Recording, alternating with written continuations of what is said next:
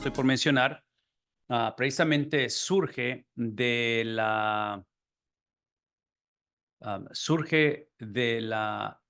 las preguntas que se me han hecho, de la invitación o, en fin, y una de ellas es precisamente el la trayectoria, el proceso con el cual o cómo preparamos los sermones y los estudios bíblicos.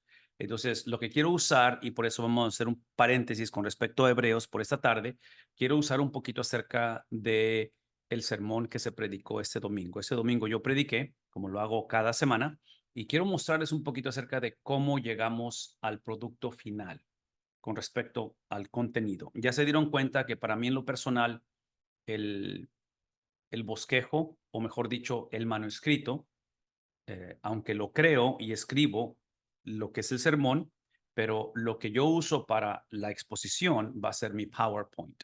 Entonces, ya sea que lo uso como lo uso aquí cada semana, a través de la televisión, a través de eso, pero esas son mis notas. Entonces, parte de lo que hacemos en la preparación de sermones, tratamos de memorizar lo más que podemos. Usamos mucho la memorización y acuérdense que lo que estoy hablando es simplemente una metodología, no es la manera en que tiene que hacerlo, es la manera en que, en lo personal, siento que me funciona de acuerdo a mi personalidad, de acuerdo a mis costumbres, de acuerdo a ciertos hábitos que hemos construido a través del estudio de la palabra de Dios y la exposición de la Biblia. Entonces, este PowerPoint para mí se convierte en mis notas. Ahora, cuando hablamos de notas, porque tratamos de memorizar lo más que podemos, parte del estudio de la palabra de Dios, y esto lo han escuchado de mí una y otra vez otra vez en la interpretación de la Biblia, es que creemos que todo pasaje tiene un solo punto. Entonces tratamos de hacer el sermón o sermones de un solo punto. Y cuando hablo de un solo punto, eso definitivamente a mí en lo personal me ayuda en la memorización, porque si es un solo punto, entonces eso me va a ayudar a que todas las ideas, todo lo que el texto dice, todas las ilustraciones que yo pueda poner, las voy a filtrar a través de ese punto que el texto me está dando. No es el punto que yo quiero, es el texto que me está dando. Entonces, en este caso, una vez más, aunque yo hago mis notas y mis notas no las uso para la exposición, las uso para mi estudio. Es la colección de información, es lo que entiendo del texto, lo corroboro a través el proceso de interpretación, porque ustedes saben que iniciamos con el texto, no iniciamos con las herramientas, no iniciamos con comentarios, no iniciamos con las opiniones de otros, vamos directo al texto. Cuando digo que vamos directo al texto, una de las cosas que quiero que recordemos en lo que significa ir al texto es que a través de los años de estudiar la Biblia, tratamos siempre, y esa es la razón por qué la invitación de estudiar, de leer, de enseñar o de predicarla a través de libros de la Biblia, es porque cuando vamos al texto, el texto lo leemos a través de la idea central del libro. Una vez más, el texto o el pasaje que estamos viendo lo vamos a leer a través de la idea central del libro. Entonces, como hemos hecho esto por varias décadas, la cuestión de estudiar la Biblia, enseñar la Biblia, predicar la Biblia, en muchos de los libros de la Biblia ya hemos memorizado cuál es el punto de ese libro. Entonces, y si no lo sé, obviamente regreso a repasar y a ver.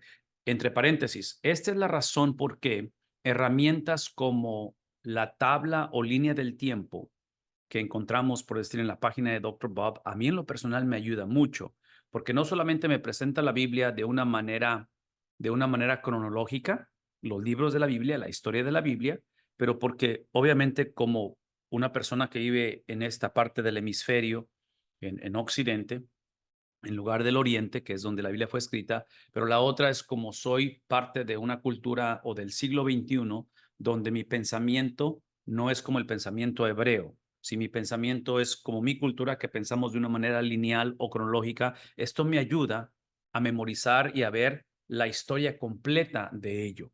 Entonces, cuando se trata de escoger un libro o para estudiar o predicar un libro, y ahorita lo que voy a hacer, voy a usar Corintios, segunda de Corintios, en mi mente como ya sé qué es lo que voy a predicar con respecto a los versículos, y acuérdense, estoy predicando a través del libro, ¿verdad? Entonces no tengo que preguntarme qué voy a predicar el próximo domingo, sino que ya sé hacia dónde voy con respecto al estudio o al sermón, Y aun cuando muchos de ustedes no tienen esa práctica, lo cual está bien, muchos de ustedes enseñan en escuela dominical o en su estudio personal y a lo mejor usan algún material que usa una combinación de pasajes o tal vez lo hacen por temas. No hay ningún problema. Todo lo que estoy diciendo lo pueden aplicar a eso también, pero en este caso, la idea es que si del pasaje que voy a hablar o del pasaje central, aun cuando tenga otros, hay una idea central que quiero mantener en mi perspectiva. Segunda de Corintios en particular como carta, si es el libro de Hebreos, si es Hechos, si es Nahum, si es Éxodo, cualquiera que sea, hay una idea central que quiero mantener y la tabla del tiempo, la línea del tiempo que me presenta Dr. Bob, me ayuda a mantener la idea central que cada libro tiene. Parte de ello, de esa idea central, obviamente está conectada con la cuestión de la historia, el contexto.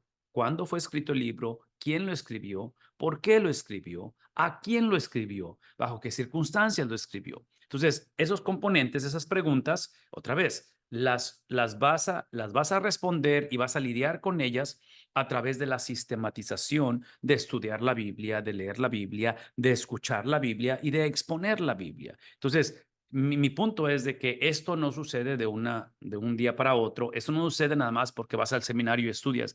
Esto es una combinación de muchas cosas, pero sucede a través del tiempo. Entonces, esto requiere compromiso, esto requiere la consistencia de poder hacerlo una y otra vez. Todo esto, otra vez, pensando desde la perspectiva de lo que estamos hablando en esta noche, quiero que veamos, porque ya para este tiempo, para cuando llegamos al texto, ya pasamos tiempo en oración, obviamente tenemos que confesar pecado, tenemos que buscar el rostro de Dios, tenemos que tener pasión por el carácter de Dios, no solamente por comunicar su palabra y ser encontrados fieles administradores de esa palabra. Entonces, nos acercamos a ella bajo el temor, bajo el entendimiento de que el mensaje que Él ha comunicado no solamente es para mí, pero es para su pueblo, es para su iglesia, es para salvación de otros. Entonces, crea ese peso, crea esa responsabilidad. Y al final de la conversación, la salvación del hombre, el fortalecimiento de su iglesia es trabajo del Espíritu Santo. Él simplemente ha escogido cómo llevar a cabo esa tarea y es ahí donde entra la cuestión del trabajo de nosotros como intérpretes y como exponentes de la palabra de Dios. Espero que eso ayude un poquito porque de ahí me muevo ahora, estoy hablando de cómo preparo el sermón, de ahí me muevo ahora a buscar las herramientas que me van a ayudar a corroborar o a cambiar o modificar lo que yo he entendido del sermón. Porque acuérdense, lo primero que hice es que fui al texto, no fui a comentarios, no fui a podcast, no fui a YouTube, fui al texto.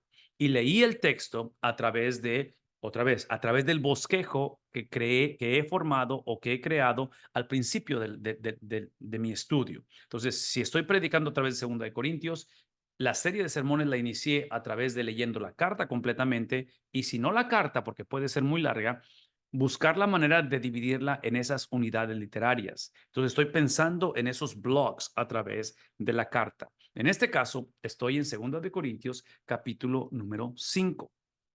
Es la segunda, en este caso, de 2 cartas, ¿verdad? Entonces, aquí es donde potencialmente entran las ayudas y las herramientas, que en este caso el que hemos usado o lo que hemos usado es la que nos presenta Dr. Bob. Y estoy hablando de su comentario. Entonces, lo que voy a hacer, voy a mostrarles el comentario y quiero mostrarles cómo es que lo uso. Entonces, déjenme compartir mi pantalla porque eso me va a ayudar para que lo veamos. Si acaso ustedes no tienen acceso al comentario, obviamente queremos darles una copia de ello y hacerlo accesible a ustedes. Pero aquí está.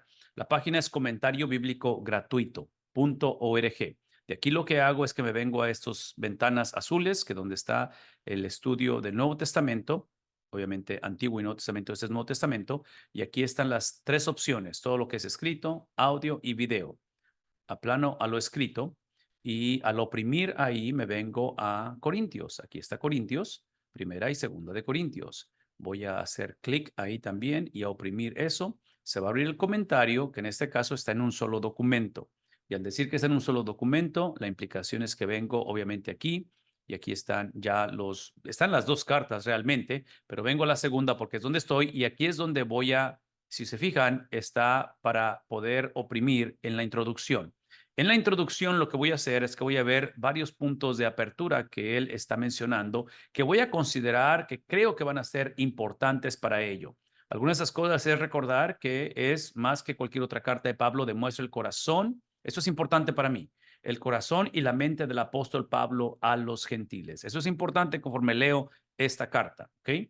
Que está demostrando el corazón y la mente, qué es lo que piensa y qué es lo que siente de los gentiles, es lo más cercano a lo que tenemos. Aquí está, esto es importante. Otra vez, esto yo lo estoy sacando en nota, lo estoy apuntando, ¿verdad? Ahorita no estoy haciendo, pero les estoy diciendo lo que haría, que es una autobiografía pastoral y espiritual.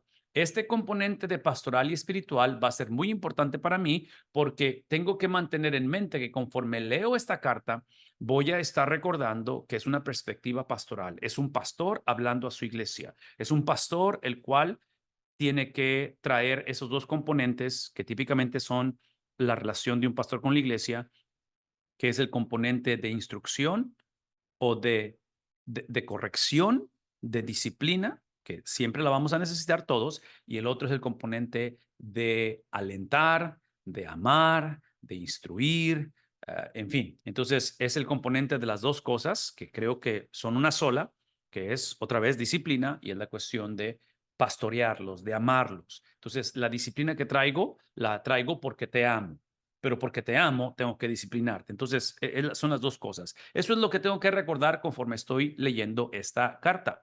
Y otra vez, piensen en términos de que aun cuando he escogido un pasaje específico para predicar, estas cosas tienen que ver con ello en lugar de simplemente ver Este libro, dice, puede ser la mejor obra retórica del apóstol Pablo. En fin, aquí hay unas cosas que tienen que ver con respecto a lo que otros han dicho en ello. Este libro es una rara combinación, como Pablo mismo, de altos y bajos espirituales, de emociones que fluyen del enojo y mucho gozo. Está mostrando la humanidad de Pablo, está mostrando el contexto donde me pregunto yo por qué hay altas y bajas espirituales y por qué hay emociones encontradas entre gozo y tristeza, porque es el contexto de la iglesia. Entonces, automáticamente esto me ayuda a relacionarme en mi persona como pastor al estar navegando el liderazgo de una iglesia. Este libro, verdaderamente una carta, solamente la mitad de... Ok, letra E. Este libro ha sido olvidado por la erudición y en la predicación hay menos comentarios de Segunda de Corintios. En fin, para pastores, letra F. Este libro ofrece vistazos importantes sobre cómo abordar los problemas dentro de las iglesias locales. Otra vez, eso va a ser importante para mí en cuestión de la disciplina, ¿ok? Que este es uno de los temas que va a tocar Pablo, ¿sí? Con respecto a ello. De ahí me voy a brincar el resto que tiene que ver con autoría, cuándo se escribió, es importante eso. Estas son cosas que me ayudan a entender otra vez el bosquejo de la carta, lo cual es de suma importancia. Pero una de las secciones que quiero llevarles a que vean que esto es lo que yo hago. Estoy nada más mostrando lo que yo típicamente hago en la preparación de sermones, ¿ok? Es la cuestión de hablar, por ejemplo, esto es importante porque este factor de quién está en contra de Corinto y del apóstol Pablo es importante porque otra vez, va a haber corrección, va a refutar doctrinas torcidas, doctrina que está mostrando falsificación del evangelio, pero esta es la parte que quiero que vean conmigo. En cada comentario de, uh, en cada comentario que encontramos de Dr. Bob, hay una sección que se va a llamar así: ocasión y propósito de la carta o del libro en este caso. Y esto que está aquí, típicamente, en este caso son tres incisos o tres puntos del bosquejo, A, B y C. Típicamente esto es lo que es esa idea central que queremos mantener a través de la lectura de esta carta.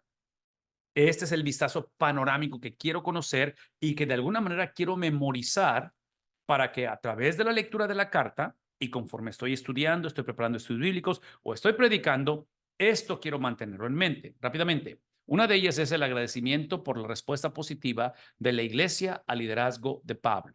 Y lo que hace Dr. Bob aquí está presentando las evidencias internas donde él, Pablo, está agradeciendo a la iglesia, está agradecido con la iglesia. Entonces, esto para mí va a ser importante conectarlo con lo que dije al principio, lo que dijo la introducción está al principio, porque acuérdense que está lidiando desde una perspectiva pastoral, es como una biografía pastoral. Entonces, como pastor, sí, es el entender de que dentro de la iglesia, él mantiene esa gratitud para con la iglesia. Quiere afirmar a la iglesia, quiere de alguna manera alentar a la iglesia y quiere reconocer que la iglesia ha hecho cosas buenas. En este caso, hay una respuesta positiva con respecto al liderazgo de él. Esto es importante porque muchas de las iglesias van a rechazar su liderazgo. Esta iglesia lo va a hacer también, pero hay un componente positivo en medio de lo negativo. Letra B.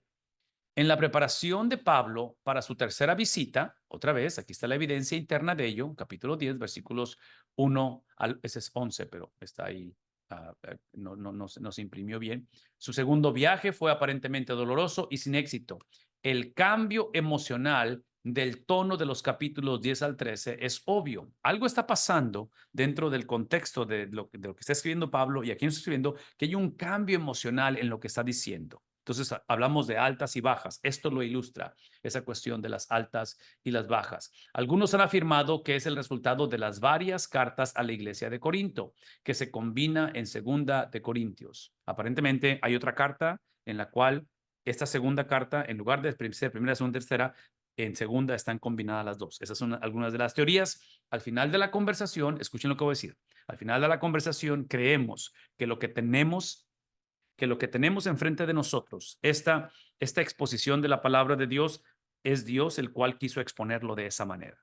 Entonces, no tenemos que preguntarnos si hay algo que es inspirado y que no tenemos acceso a ello. Todo lo que Dios quiso comunicar está en lo que tenemos como palabra de Dios. También es posible, dice aquí, también es posible que Pablo escribiera estas cartas después de que tuvo noticias acerca de la oposición que se dio dentro del compañerismo en Corinto. Era una añadidura emocional. Otra vez, esta letra B me recuerda de la realidad de que Pablo está pastoreando, está liderando, está escribiendo, está discipulando a la iglesia real, no una iglesia ideal. Con altas y bajas, aquí está Pablo, fiel al llamado de parte de Dios. Letra C. Está rechazando a los falsos maestros. Sumamente importante esto.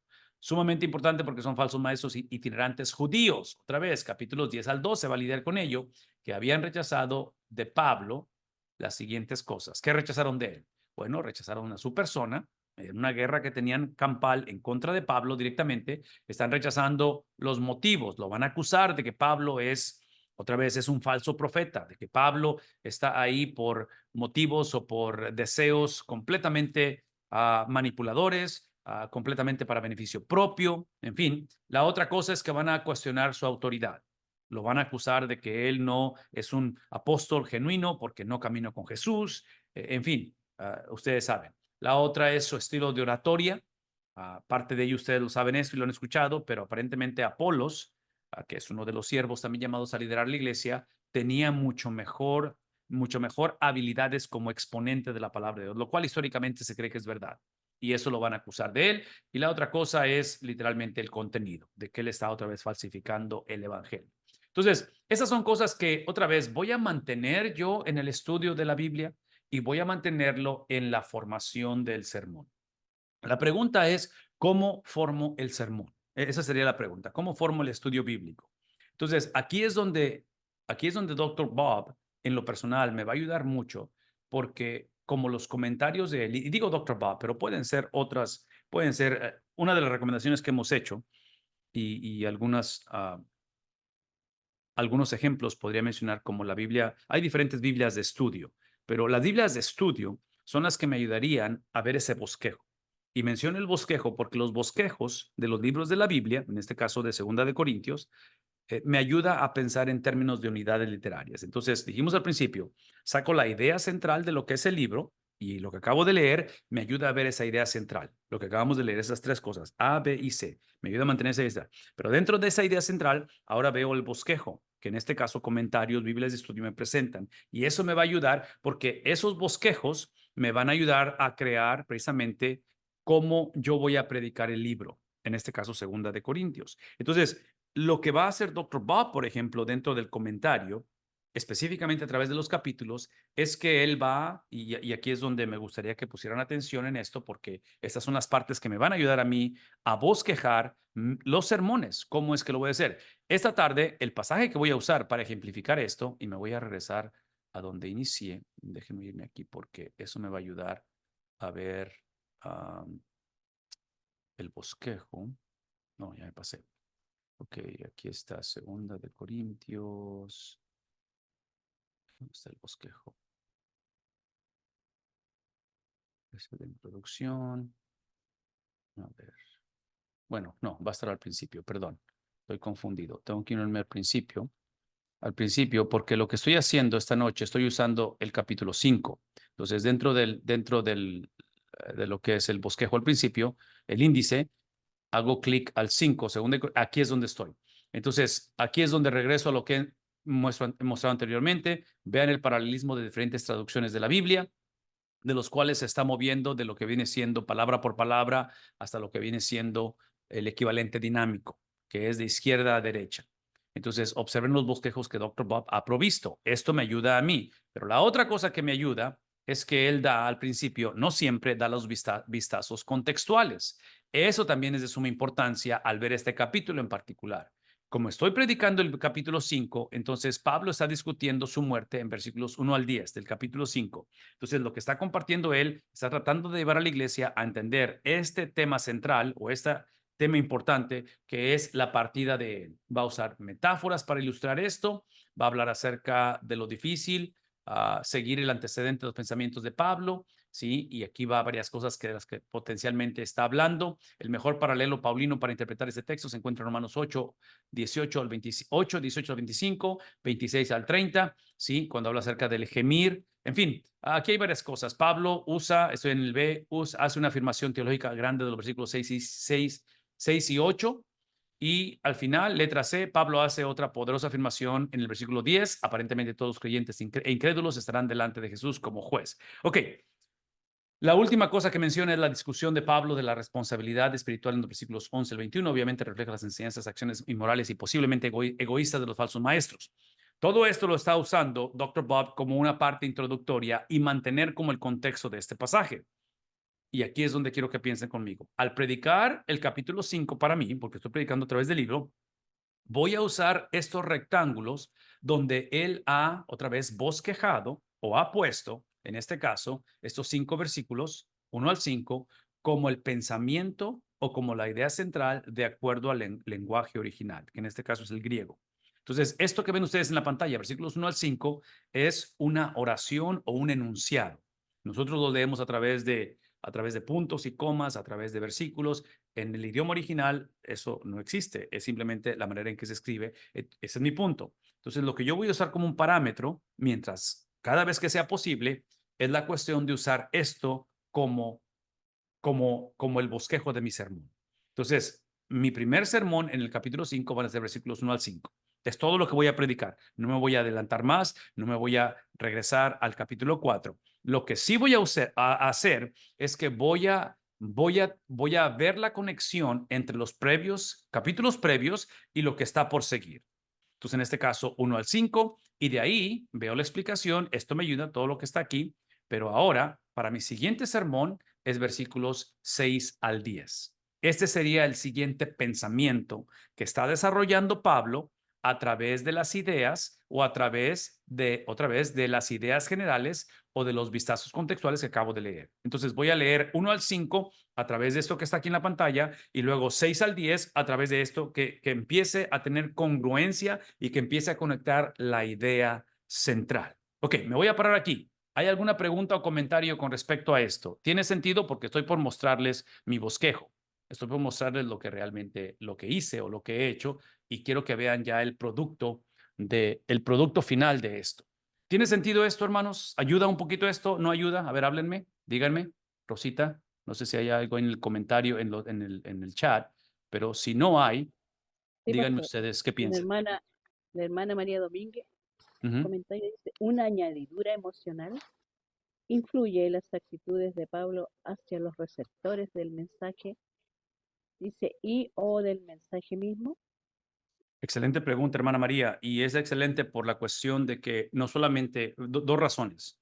Una, esta cuestión de la añadidura emocional y Pablo mostrar emociones me hace recordar o me hace reconectar que la palabra de Dios, inspirada que es, divina que es, y emana del autor de la Biblia, que es el Espíritu Santo, en su soberanía y en su estrategia, el Dios de la Biblia, el Espíritu de Dios, ha escogido revelarla a través de autores humanos. Entonces, el componente humano que existe en la palabra de Dios no minimiza, no no altera la divinidad de esta revelación especial que es la palabra, sino que lo afirma, lo corrobora. Entonces, este componente emocional que Pablo incluye en lo que está compartiendo, en lo que está diciendo, me habla de la humanidad de él. Porque acuérdense, aun cuando estos varones son inspirados, no los hace infalibles a ellos como personas. Entonces, dentro de la revelación que reciben, obviamente hay infalibilidad en ellos,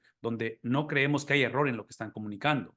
Pero ellos como individuos, obviamente siguen siendo seres humanos. Y ese componente humano, una vez más, no altera la cuestión divina, que es simplemente la corroboración de ello y me hace recordar que el Dios de la Biblia, desde el principio de la historia, su estrategia, su redención del mundo es misionera.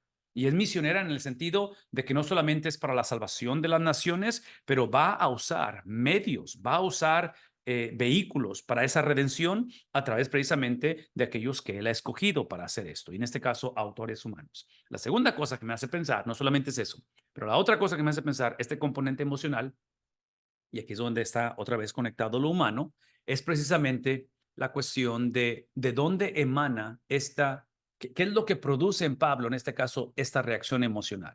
Y aquí es donde regresamos a los destinatarios. Lo produce no solamente la iglesia que él ama, porque él ama la iglesia de Cristo, pero es, en este caso, una relación que aparentemente no era la mejor entre, en este caso, el pastor y la iglesia, que es los Corintios y Pablo. Entonces, este rechazo, esta confusión, esta situación que tiene altas y bajas, como leímos hace un momento, produce este contexto o produce esta reacción emocional, que en este caso, otra vez, es la idea de que en el llamado pastoral, en el llamado del cristiano, es que somos llamados a servir, somos llamados a ser parte de ello, a integrarnos a lo que es ese proceso de discipulado, donde el transferir información es sumamente importante, porque si el discipulado es el conectar con otros para que otros conozcan, conectamos con otros para que otros conozcan, la cuestión es que tenemos que tener cuidado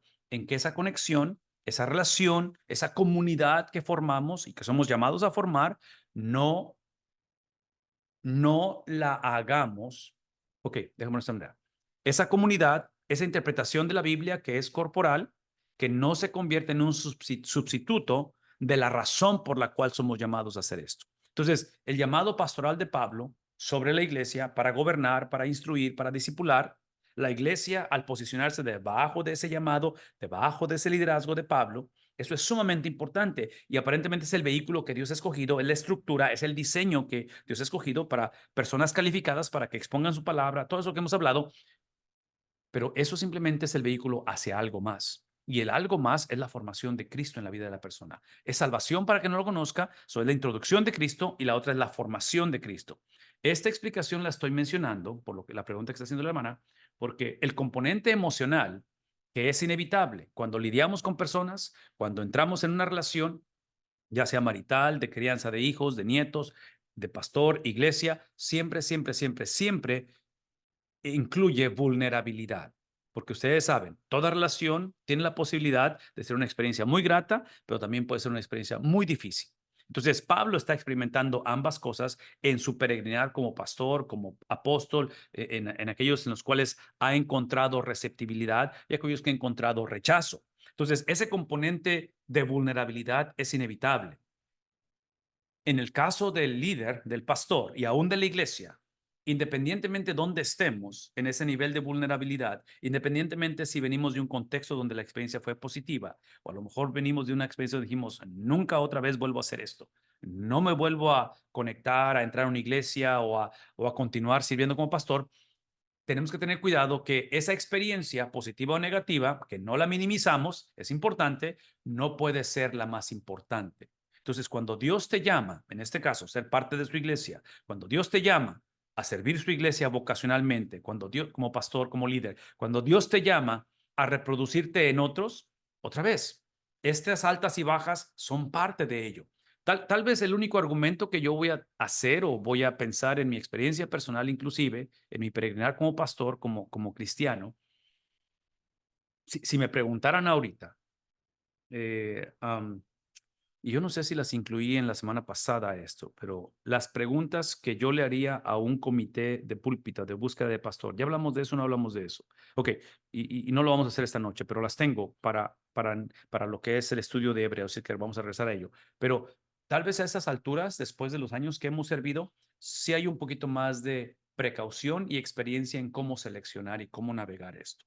Entonces, una vez más, hermana María, tu pregunta es muy, muy importante porque para mí enfatiza el componente humano que no altera el componente divino de la palabra de Dios, simplemente lo corrobora. Sigue siendo la palabra de Dios, sigue siendo una revelación confiable del carácter de Dios, nada más que tengamos cuidado que esa experiencia humana no se sobreponga en la experiencia divina, son las dos, no es una u otra, y la otra cosa es que ese componente humano, otra vez, ese componente humano no puede ser exaltado. Es bueno, pero no es lo supremo. Lo supremo tiene que ser lo divino. Por eso es que al final de la conversación, la revelación, la interpretación de la Biblia es algo que hacemos directamente el lector, la palabra de Dios y el Espíritu Santo. No necesitamos expertos, no necesitamos comentarios para entender la palabra de Dios, ¿sí? Lo que hacen los comentarios y las herramientas simplemente nos ayudan a mover esto de una manera más efectiva, de una manera más precisa y nos permite servirnos unos a otros de una manera mejor. Pero la Biblia fue escrita para el hombre común, la Biblia fue escrita para entenderse, Dios no está jugando a escondidillas,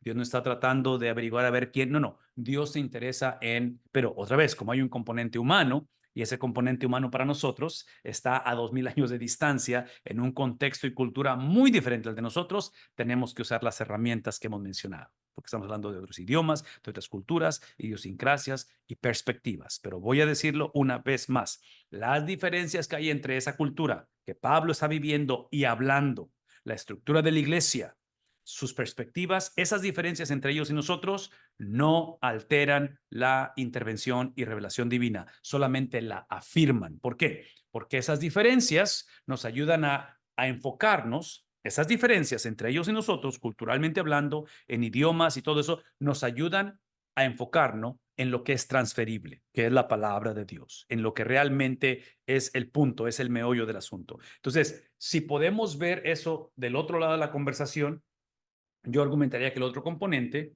ya hablamos acerca de ellos y las diferencias que tenemos, ahora hablemos acerca de nosotros con respecto a recibir el mensaje.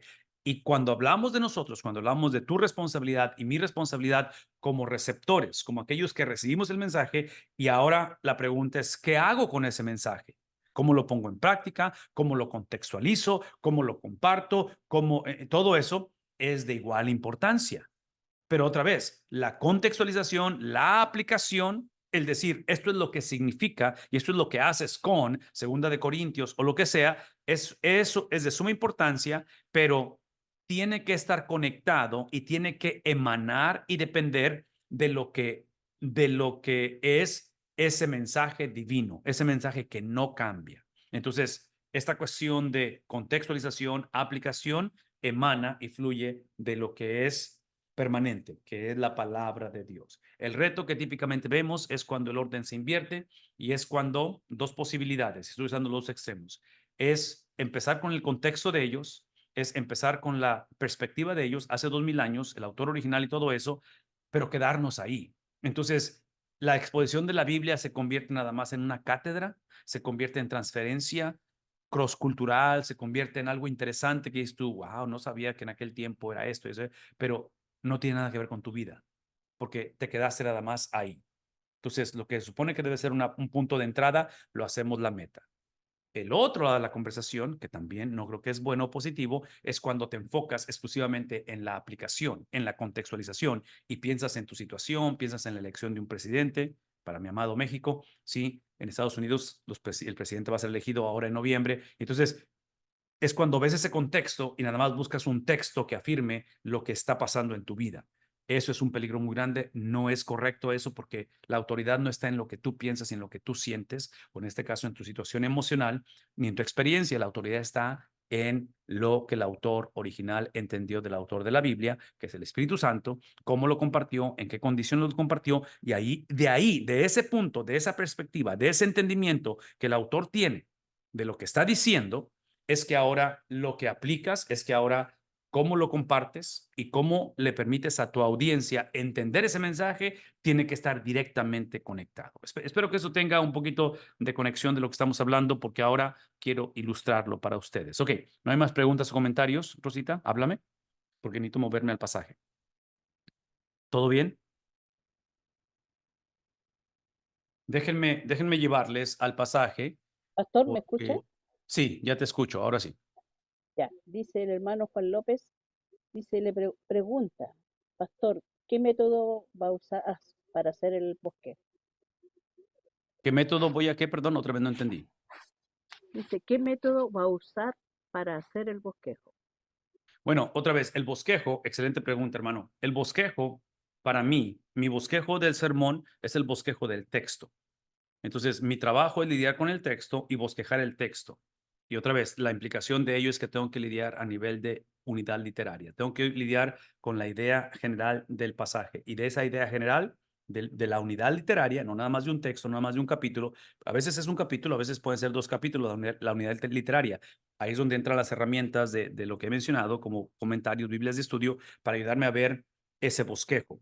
Pero ya que el texto me muestra ese bosquejo, mi sermón va a depender de ese bosquejo. Lo que compartí ahorita con respecto a esos rectángulos que pone Dr. Bob en su comentario, en lo personal es lo que yo uso como las ideas. Esta es la idea que está compartiendo ahorita, versículos 1 al 5. Esa es la idea que quiero compartir. Entonces, hay una verdad central en esos 5 versículos que necesito compartir. Voy a desglosar los 5 versículos con esa idea en particular que necesito compartir. Versículos 6 al 10, que es lo que estoy por hacer, ese siguiente rectángulo en el comentario, porque Dr. Bob lo que ha hecho en el comentario, él me ha provisto a mí, si yo acaso no domino los idiomas originales de la Biblia, él me está proveyendo eso, donde no tengo que preocuparme de eso, porque él otra vez me está presentando esas ideas o esos enunciados, esa oración que está compartiendo el autor original. Entonces, yo en lo personal voy a tratar de usar eso como mi bosquejo, esa idea central, y voy a tratar de comunicarla de una manera efectiva, voy a tratar de ser fiel y voy a desglosar esos versículos. Entonces, esa sería la manera en que yo veo el texto. Por favor, escúchenme. Vean que todo lo que acabo de explicar está basado en el texto, no está basado en mí, en la iglesia, en lo que está pasando, no está basado nada en mí. Ya que senté esa base de lo que entiendo que es el texto, ahora sí, me voy a adentrar a descubrir, a encontrar en el texto ese mensaje, esa idea, cómo es que Pablo la desarrolla esa idea y eventualmente dentro de ese descubrimiento no solamente voy a exponer el texto, pero ahora lo voy a explicar ese texto. Quiero explicarle a mi audiencia qué es lo que está diciendo Pablo, por qué lo está diciendo Pablo. Y después de que lo explique, o conforme lo voy explicando el texto, soy responsable de llevarlo a la aplicación. Entonces, ahorita van a ver cómo voy a empezar a leer el texto, voy a explicar el texto. La explicación del texto es donde entra toda esta cuestión contextual. Es donde entra toda esta cuestión de la gramática, el sintaxis, toda la cuestión de ideas paralelas. Y como estoy leyendo de Pablo, porque es Corintios, y he estudiado a Pablo en otros libros, automáticamente van a venir conexiones en mi mente conforme lo leo, empiezo a conectar otros libros o inclusive mismo Corintios, empiezo a conectar y de alguna manera me ayuda a corroborar lo que estoy entendiendo del mensaje y asegurarme que no me estoy saliendo, que no estoy imponiendo ideas en Pablo que Pablo no tuvo cuando él está comunicando esto a los corintios, porque esa idea o ese principio teológico bíblico no solamente lo voy a ver tal vez en el Antiguo Testamento, porque es la Biblia de ellos, pero lo voy a ver tal vez en Filipenses, tal vez lo voy a ver esa idea o ese principio bíblico en otros libros que Pablo ha escrito.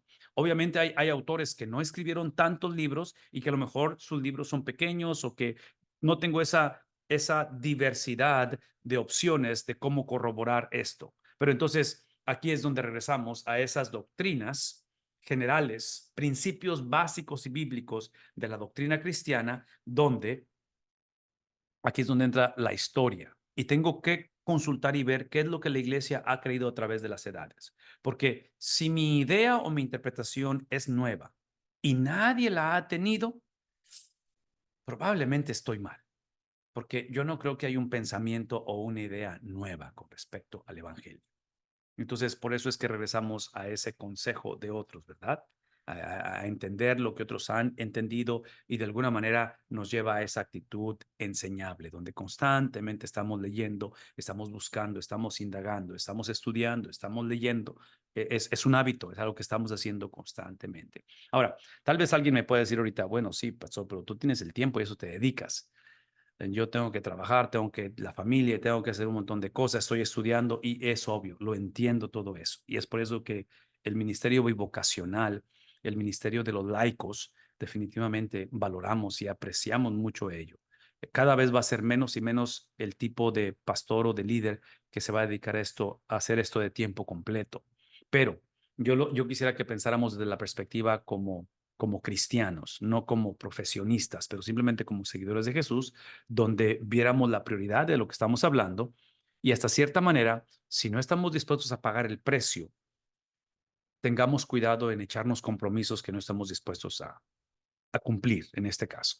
Pero recordemos, esto que estoy hablando no fue dada, esta tarea de interpretación de la Biblia, de exposición de la Biblia, no fue dada para los expertos, no fue dada para hombres y mujeres que no solamente amamos a Dios, amamos su palabra, amamos la iglesia y no podemos contener esto dentro de nosotros. Es algo que constantemente queremos compartir porque otra vez es una necesidad que tenemos, no porque el mundo necesita de Cristo, que sí lo necesita, pero es simplemente porque la palabra de Dios constantemente crea en nosotros ese sentir y amamos a Cristo. Y entonces Él está, estamos compartiendo,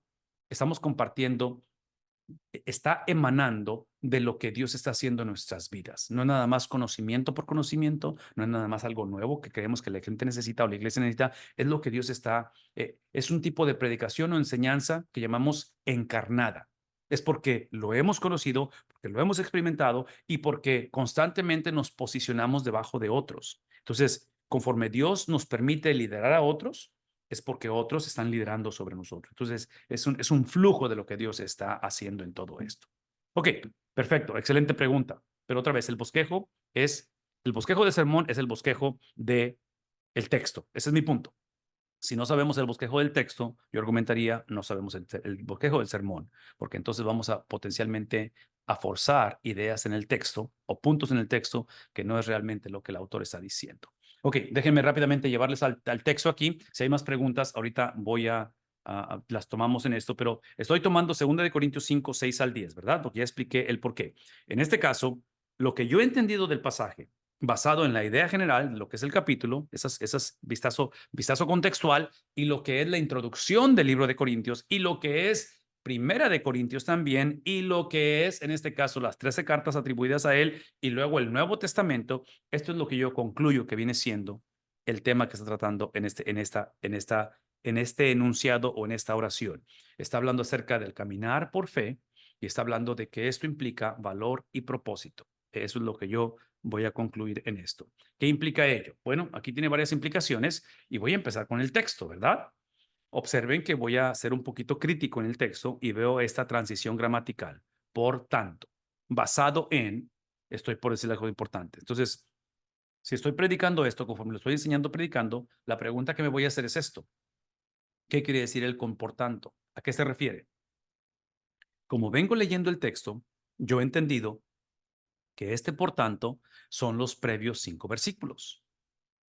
Entonces voy a usar, al estar predicando, voy a usar mis primeros 5 versículos como introducción. Ahora recuerden, estoy predicando a través de una serie de sermones, ¿verdad? Estoy predicando a través de 2 de Corintios. La implicación es que ya prediqué versículos 1 al 5, pero probablemente la iglesia no recuerda todo lo que dije. Entonces puedo hacer la referencia de que regresen y vean la exposición del domingo pasado, si es que es lo que hice el domingo pasado, o la otra es que les doy un repaso muy rápido para que recuerden qué es el por tanto leyendo versículos 1 al 5, que es lo que voy a hacer ahorita.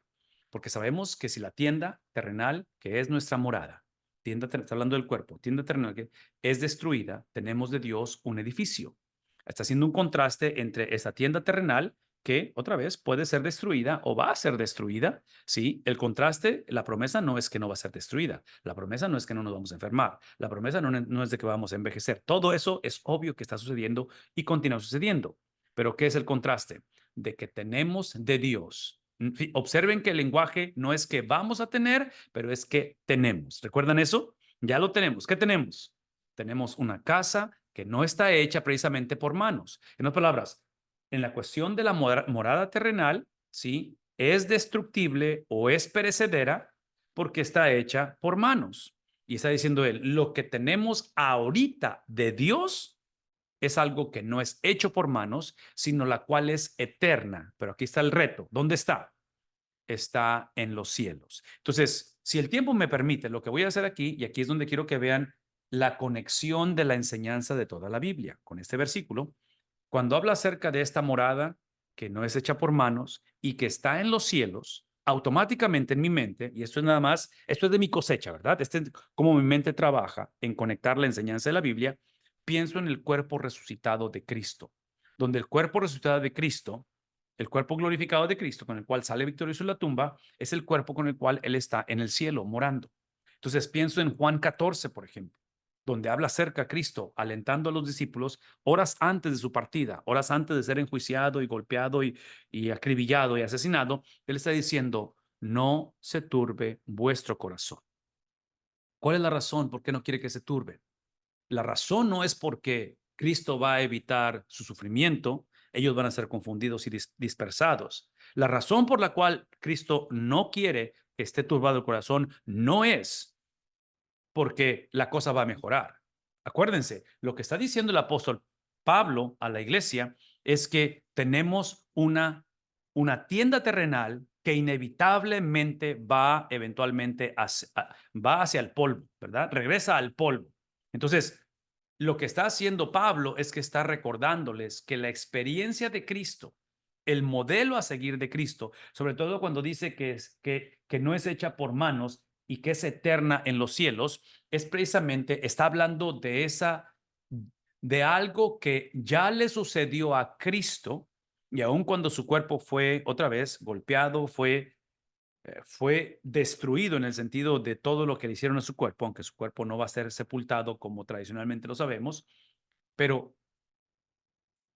Cristo se convierte en el enganche, en eso que Dios hizo en Cristo, lo va a hacer con nosotros. Entonces, la autoridad con la que Pablo está hablando no es simplemente con un deseo de que esto funcione en aquel tiempo, pero ya sucedió. Entonces, por eso el lenguaje que usa él es de que tenemos de Dios un edificio, ya lo tenemos. Es simplemente que para recibirlo, para recibir esa herencia inmarcesible, tenemos que pasar por la destrucción de nuestra tienda terrenal. ¿Tiene sentido eso? Entonces estoy tratando de otra vez de conectar esas dos cosas ahí. La otra cosa que vamos a encontrar en el versículo 2, dice esto él, pues en verdad, en esta morada en la que estamos, terrenal, esa tienda, adivinen qué, gemimos.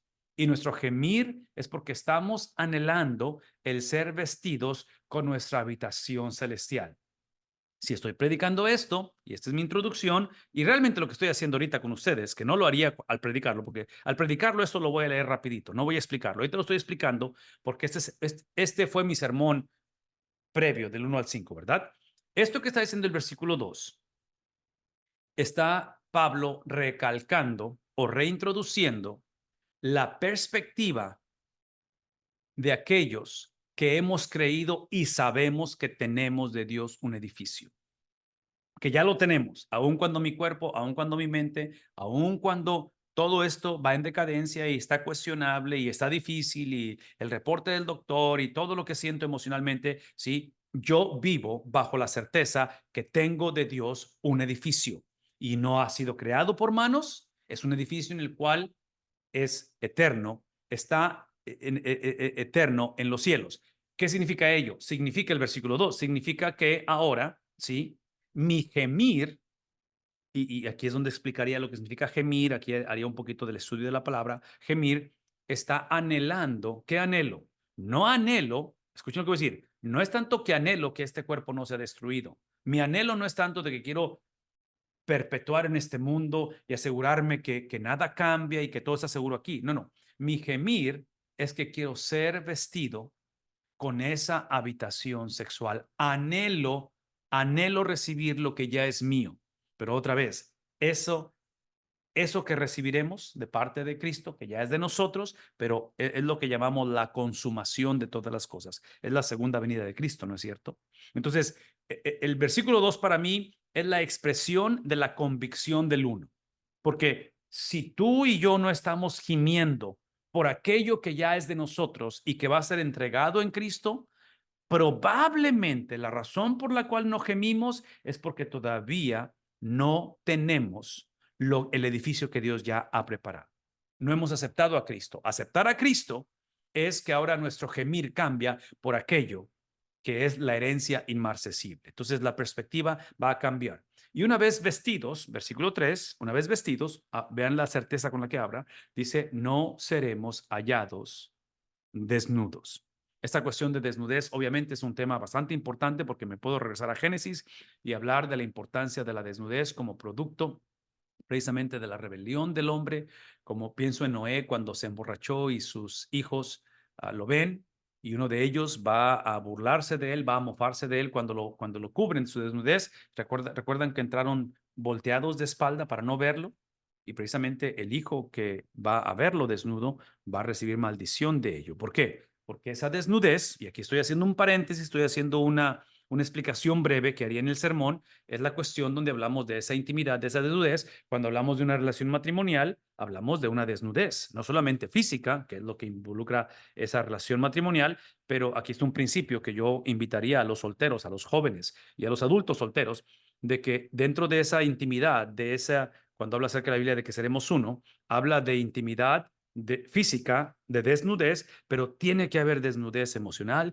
tiene que haber desnudez intelectual, tiene que haber desnudez espiritual. Y toda esa desnudez, esos componentes que estoy hablando, que es lo que hace al ser humano, se obtienen a través de un pacto, a través de una relación de compromiso, que es el punto de que esa cuestión de desnudez, sí, aunque aquí está usándolo de una manera negativa, estoy pensando en esa desnudez que trágicamente mucha gente la experimenta en el asiento de atrás de un carro, ¿verdad? En lo privado, cuando tiene que ser algo de celebrarse, cuando hablamos de ese pacto de matrimonio que se hace ante Dios y ante la iglesia.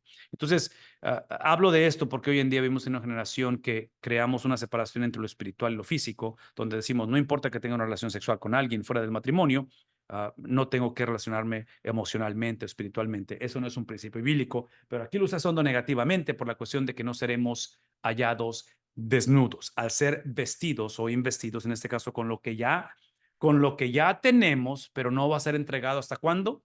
Hasta la culminación de todas las cosas. Acuérdense que lo que leímos al principio con respecto a esa introducción o vistazo general de la introducción del capítulo 5, Pablo está hablando acerca de su partida.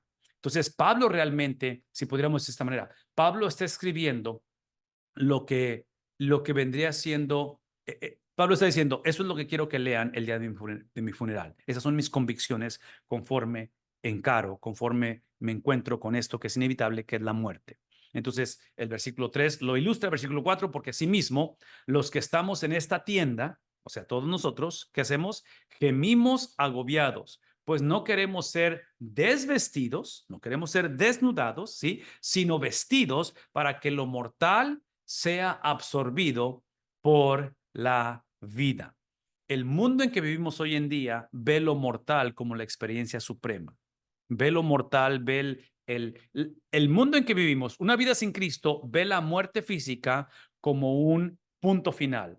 Cuando lo que Pablo está diciendo es que la muerte física no la está negando, todos morimos físicamente, no es un punto, es una coma, es una transición para ser vestidos con esa vestimenta, con esa morada, no creada por manos, pero creada, ¿por qué? ¿Qué dijimos?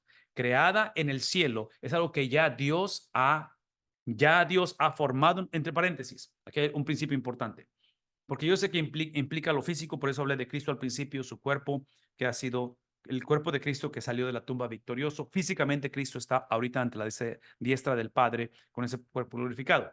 Pero acuérdense de este principio. Aquí es donde regreso a conectar las enseñanzas de Pablo de otros pasajes.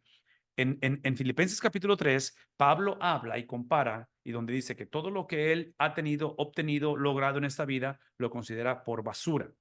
Y lo considero por basura porque mi deseo es unirme a Cristo en sus padecimientos. Y dentro de esa unión con Cristo en padecimientos, que es el preámbulo para unirme a Cristo en su resurrección, Pablo habla de sus padecimientos y la resurrección como una sola experiencia, de lo cual es el camino, es el vehículo, es el medio para obtener ese galardón que es Cristo. Entonces, menciono todo esto porque Pablo habla de esa certeza donde me uno en sus padecimientos, considero todo como basura por obtener esa unidad con Cristo, que en sus padecimientos garantiza mi unión con Él en la resurrección, pero Él lo presenta desde la perspectiva donde espiritualmente ya sucedió. Entonces, cuando el hombre es salvo, es regenerado, cuando es nacido de nuevo, esto que estamos hablando ya sucedió. Pablo simplemente en Corintios está contrastando lo que ya sucedió espiritualmente y lo que eventualmente sucederá de una manera física. Entonces, no sé si eso está claro en lo que estamos hablando en la enseñanza y recordar eso, porque aquí es donde el deterioro de nuestra vida física y cómo emocionalmente y psicológicamente y en todas las áreas de la vida esto es afectado y continúa siendo afectado. Pablo ve esta condición que no la niega, lo ve a través de la supremacía, lo ve a través de lo que ya sucedió, que es esa transacción o esa experiencia de vida eterna en lo espiritual. Entonces, eh, esa conexión entre lo espiritual y lo físico es lo que yo creo que la Biblia constantemente está hablando y tenemos que procesar eso uno a través del otro, o sea, lo físico, lo emocional, lo intelectual, a través de lo que ya sucedió espiritualmente hablando. Y creo que es lo que está otra vez recalcando aquí en esto. El último de los versículos que estoy usando aquí para la introducción, el versículo 5, y dice, el que nos preparó, otra vez, ¿quién hizo esta obra? Es Cristo, ¿sí? Para esto mismo es Dios, quien nos dio el Espíritu como garantía. Este versículo puedo predicar 2 horas acerca de este versículo, porque es una explicación, es una presentación increíble de lo que Dios ha hecho, donde me recuerda que yo soy nada más el destinatario de esto que está aquí. Yo no contribuí para esto, ¿verdad? Mi tendencia no es ver mi vida física, emocional, intelectual a través de mi espíritu. Constantemente lo espiritual se me olvida, constantemente mi tendencia no es vivir por fe, sino es vivir por vista, ¿verdad? Entonces, ¿qué es el punto? De que observen cómo es que dice él, y el que nos preparó para esto mismo es Dios, quien hizo la obra, quien ha llevado a cabo esto. Y una vez más, esta preparación de lo que estamos hablando, que Dios la hizo, adivinen cómo la hizo y a través de quién la hizo. La hizo a través de la segunda persona de la Trinidad. Lo hizo a través de Cristo. ¿Por qué? Y otra vez, si estoy predicando esto, aquí es donde voy a explicar esto, que la obra redentora de Cristo no solamente lo hizo por él y para él, pero la hizo para nosotros. Entonces, leer que él esto mismo lo hizo Dios, lo hizo a través de Cristo. Entonces, ese acceso, esa garantía que tenemos, observen lo que dice al final, el cual nos dio el Espíritu como garantía. Entonces, esta garantía del Espíritu que estamos leyendo, el Espíritu como garantía, ¿sí? Es el recordar que el ser sellado por su Espíritu y el ser saturado o lleno de su espíritu, que son dos experiencias que realmente es una, es salvación y vivir como salvo, ¿verdad? El ser sellado, garantía del espíritu, el ser sellado sucede instantáneamente una sola vez. Soy sellado una sola vez y para siempre. El ser lleno de su espíritu es algo que sucede y continúa sucediendo. Lo traducimos de esta manera. Es fe inicial en Cristo y es fe continua en Cristo. Entonces, esto que Él nos ha dado, lo que nos dio, esto es lo que no nos dio. No nos dio la receta para cómo sobrellevar las vicisitudes, las calamidades, las dificultades, el deterioro del espíritu, del cuerpo. Eso sería evangelio de la prosperidad. Lo que Él nos dio a su misma persona. Él nos dio al resucitado para que cuando, no si, enfrentemos vicisitudes, enfrentemos calamidades, enfrentemos la misma muerte, la enfrentamos a través de la experiencia que Cristo mismo tuvo. Y la experiencia que Cristo tuvo no fue nada placentera, pero su experiencia lo llevó a procesar su sufrimiento humano a través de la garantía que había en él. Y la garantía que había en él, que iba a salir victorioso de la tumba, esta es la garantía. Y eso se los he dicho muchas veces. La garantía de que Cristo saldría victorioso de la tumba fue la manera en que él vivió, su obediencia, su sujeción al Padre a través de la palabra. Entonces, como tú y yo no nos hemos sujetado, como tú y yo batallamos para ser sumisos a su palabra, tú y yo batallamos para ser fieles, tú y yo batallamos para ser gobernados por su palabra, es por eso que nuestra confianza no está en que tú y yo seremos fieles. Nuestra confianza está en qué? En que Él fue fiel. Entonces regresamos a Juan capítulo 14, versículos 1 en adelante, cuando dice Él, no se turbe vuestro corazón, confiad en, ¿qué cosa? Confiad en Dios, confiad también en mí. Y explica por qué tienes que confiar en Él. Porque en la casa de mi Padre, ¿qué dice? Muchas moradas hay, ya están hechas, ya han sido construidas, no por manos, que dice él, acabamos de leer, no pueden ser destruidas, han sido creadas por el Dios de la Biblia y la creación de ello es con el propósito de tener intimidad con nosotros, de tener esa relación de unidad. Entonces, el principio que yo creo que Pablo puede estar dejando enfrente de nosotros, especialmente en tiempos donde vemos el deterioro, donde vemos la confusión, vemos el sufrimiento, vemos todo lo que está pasando, es recordar que eso que describe Cristo en Juan capítulo 14, con respecto a la morada celestial, con respecto a esa experiencia de intimidad, Pablo va a decir otra vez en Filipenses que ya existe a nivel espiritual. El problema, y los discípulos están batallando con esto, es que lo espiritual no está directamente influenciando, dominando, teniendo control de lo que están sintiendo, de lo que están viendo, sobre todo porque están por observar algo completamente trágico que es el sacrificio de Cristo. Y eso en su espíritu los va a contristar, eso en su espíritu no va a tener sentido, por eso es que van a esconderse, van a huir, van a negarlo, en fin, es un caos, ¿verdad? ¿Por qué? Va a ser un caos porque su espíritu, el espíritu de ellos, no está teniendo control sobre sus emociones, sobre sus pensamientos. Entonces, yo argumentaría que esa es la lucha de todo cristiano. Es que ya hemos sido sellados, pero se nos olvida o nuestro contexto nos hace sentir o pensar que nunca sucedió o que quedó en el olvido o que no es tangible, no es real y que no tiene nada que ver con lo que estoy sintiendo, pensando, experimentando y especialmente con los temores que tengo. Entonces, esto es lo que yo usaría como una. Ok, esto que acabo de explicarles es lo que yo entiendo del pasaje y es lo que veo a través de la palabra de Dios.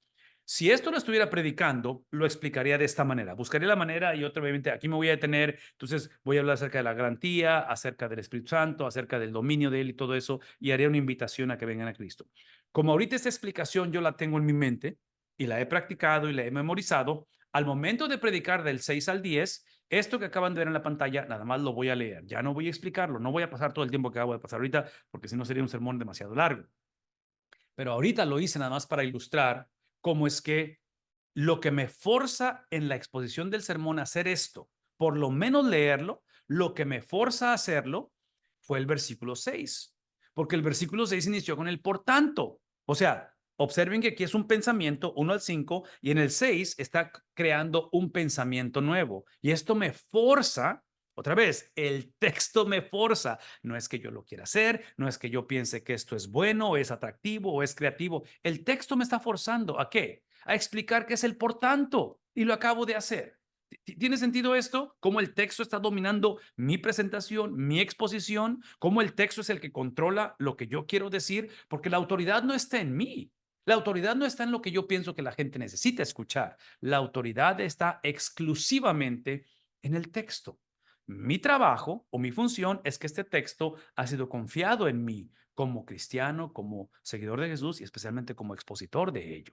Entonces, soy responsable de entenderlo para mi beneficio, pero ahora como exponente o expositor, soy responsable de mantener esa fidelidad al texto. Ok, me voy a detener aquí para ver si esto ayudó. Si ayuda esto para ver la importancia del texto, a ver, abran sus micrófonos, háblenme tantito, si es que no han escrito algo ahí en el chat, Rosita.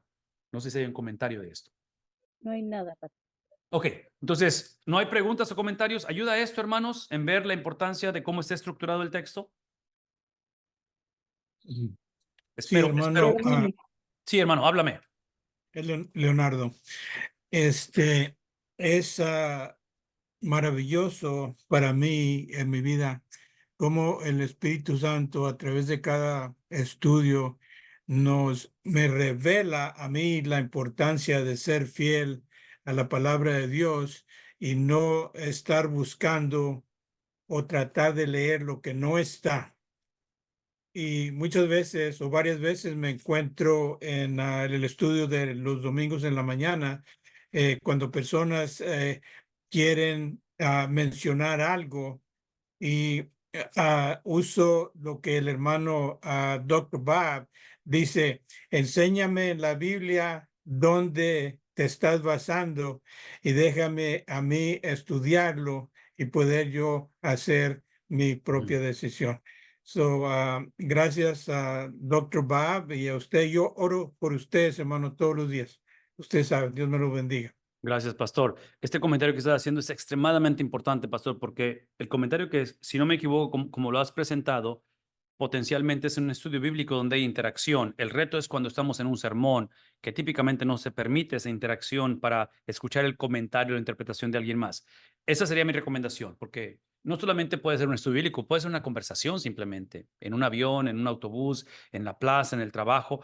Y es obvio que eventualmente, porque todos somos teólogos, todos tenemos una opinión con respecto a Dios. Esa es la teología, ¿verdad? Es lo que pensamos o lo que entendemos quién es Dios. Y siempre compartimos una opinión.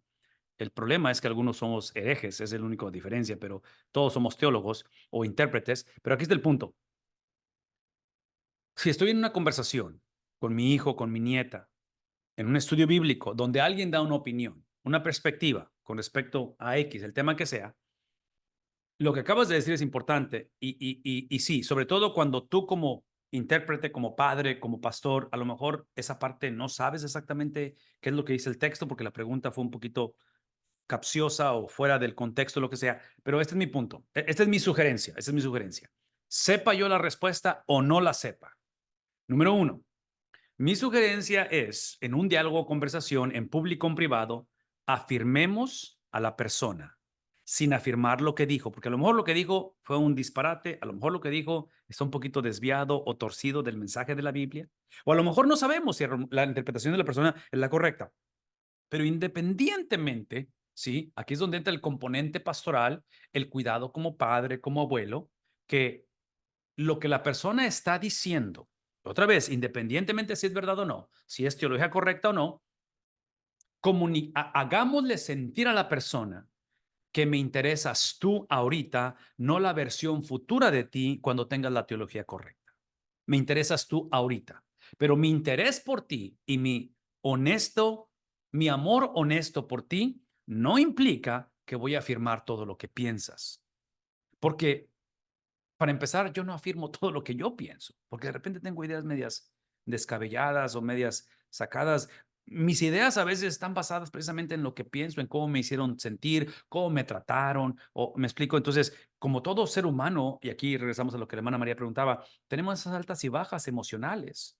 Y yo pienso que el tenerlas en un momento dado no es el problema. El problema es cuando esas altas y bajas controlan mi vida o controlan mi llamado, o controlan mi integridad ante Dios. Entonces, menciono esto porque otra vez, pastor, Dios permita que el diálogo continúe entre nosotros en la exposición de la palabra de Dios y dé margen a ese diálogo. Pero mi sugerencia es que en cualquier diálogo afirmemos a la persona sin sentir la necesidad de afirmar lo que dicen, porque eso sería universalismo y aquí todo se vale. No, no, no. Hay un patrón de cómo interpretamos y tenemos valores y principios los cuales creemos. Pero ese diálogo me permite otra vez afirmarlo a él o a ella y de alguna manera, si acaso tengo la respuesta y sé que lo que dijo probablemente no es por ahí, entonces afirmo a la persona dentro de lo que dijo. Probablemente hay algo que se mencionó o algo que dijo, o tal vez de alguna manera conectarlo a la idea verdadera o central. Entonces, no quiero, otra vez, no quiero despreciar a la persona, no quiero hacerla sentir de que es ignorante o que cómo es posible que digas eso o por qué no has entendido. Y obviamente no estoy diciendo que tú lo hiciste, pastor, pero estoy usando tu ejemplo porque el ejemplo que tú diste es cuando a lo mejor tanto la persona como yo, pastor, maestro, lo que sea, padre, andamos los dos perdidos y la verdad es que no sé exactamente de qué se trata ese pasaje. Entonces, dame la oportunidad de poder ir a la Biblia, estudiarlo y regresamos a dialogarlo. Pero definitivamente tu ejemplo es muy importante y tiene que alentarnos otra vez a valorarnos quiénes somos ahorita, no la versión futura de nosotros, cuando realmente hemos entendido. Ok, gracias, pastor. Excelente. ¿Alguien más? ¿Comentario o pregunta? Háblenme. Abran su micrófono. Ok, si no, entonces déjenme hablarles de ese versículo 6, porque ya les hablé de esa introducción, que es lo que yo haría para introducir el pasaje o para introducir el sermón, no porque pienso que es la introducción del sermón, es porque Pablo me está diciendo que es la introducción del sermón, en el sentido de que está diciendo, por tanto, ¿verdad? Basado en esto. Observen lo que dice después de ello. Cuando hablo acerca de esto, ¿qué significa esto? Significa que tenemos que animarnos, animados, siempre y sabiendo que mientras, o sea, regresa a ese tema que está tratando, ¿verdad? Esta cuestión de ánimo o de animarse, observen cómo Pablo lo pone. Y aquí es donde otra vez, aquí es donde entran las herramientas de estudio para ver definición de palabras, para ver lo que otros están diciendo con respecto a ello. Pero esta cuestión de ánimo me da la impresión a mí que está escribiendo a gente que está desanimada. Entonces, aquí es donde viene la exhortación. Ya explicó por 5 versículos, al principio de este capítulo 5, ya explicó la razón por qué esta situación donde tenemos una tienda temporal, donde nuestro cuerpo va a ser afectado, está siendo afectado por el pecado, por la situación, por el mundo en que vivimos, pero ya Dios nos ha dado una morada, la cual ha sido creada no por manos humanas, hecha por humanos, pero es una morada celestial. ¿Qué implica ello? Lo que implica es que necesitamos dejar de estar desanimados. ¿Por qué? Porque esta morada temporal va a continuar yendo en decadencia. Esta morada va a seguir siendo influenciada por experiencias, sentimientos, emociones e inclusive por conceptos, ¿verdad? Porque va a haber luchas internas, crisis de fe que decimos. Y en medio de todo ello, Pablo no está diciendo que dejemos todos esos patrones o que no permitamos que seamos afectados. La enfermedad afecta a todos y eventualmente la muerte a todos alcanza. Entonces, ¿qué hacemos? El mandato o el imperativo es que seamos animados. Y este ánimo, Pablo lo describe con algo determinado, es una determinación. Esta determinación es precisamente a mantener, a continuar, a seguir independientemente, y otra vez regreso a Juan 14, ¿verdad? No se turbe vuestro corazón. Entonces, probablemente, como los discípulos, ya el corazón estaba turbado.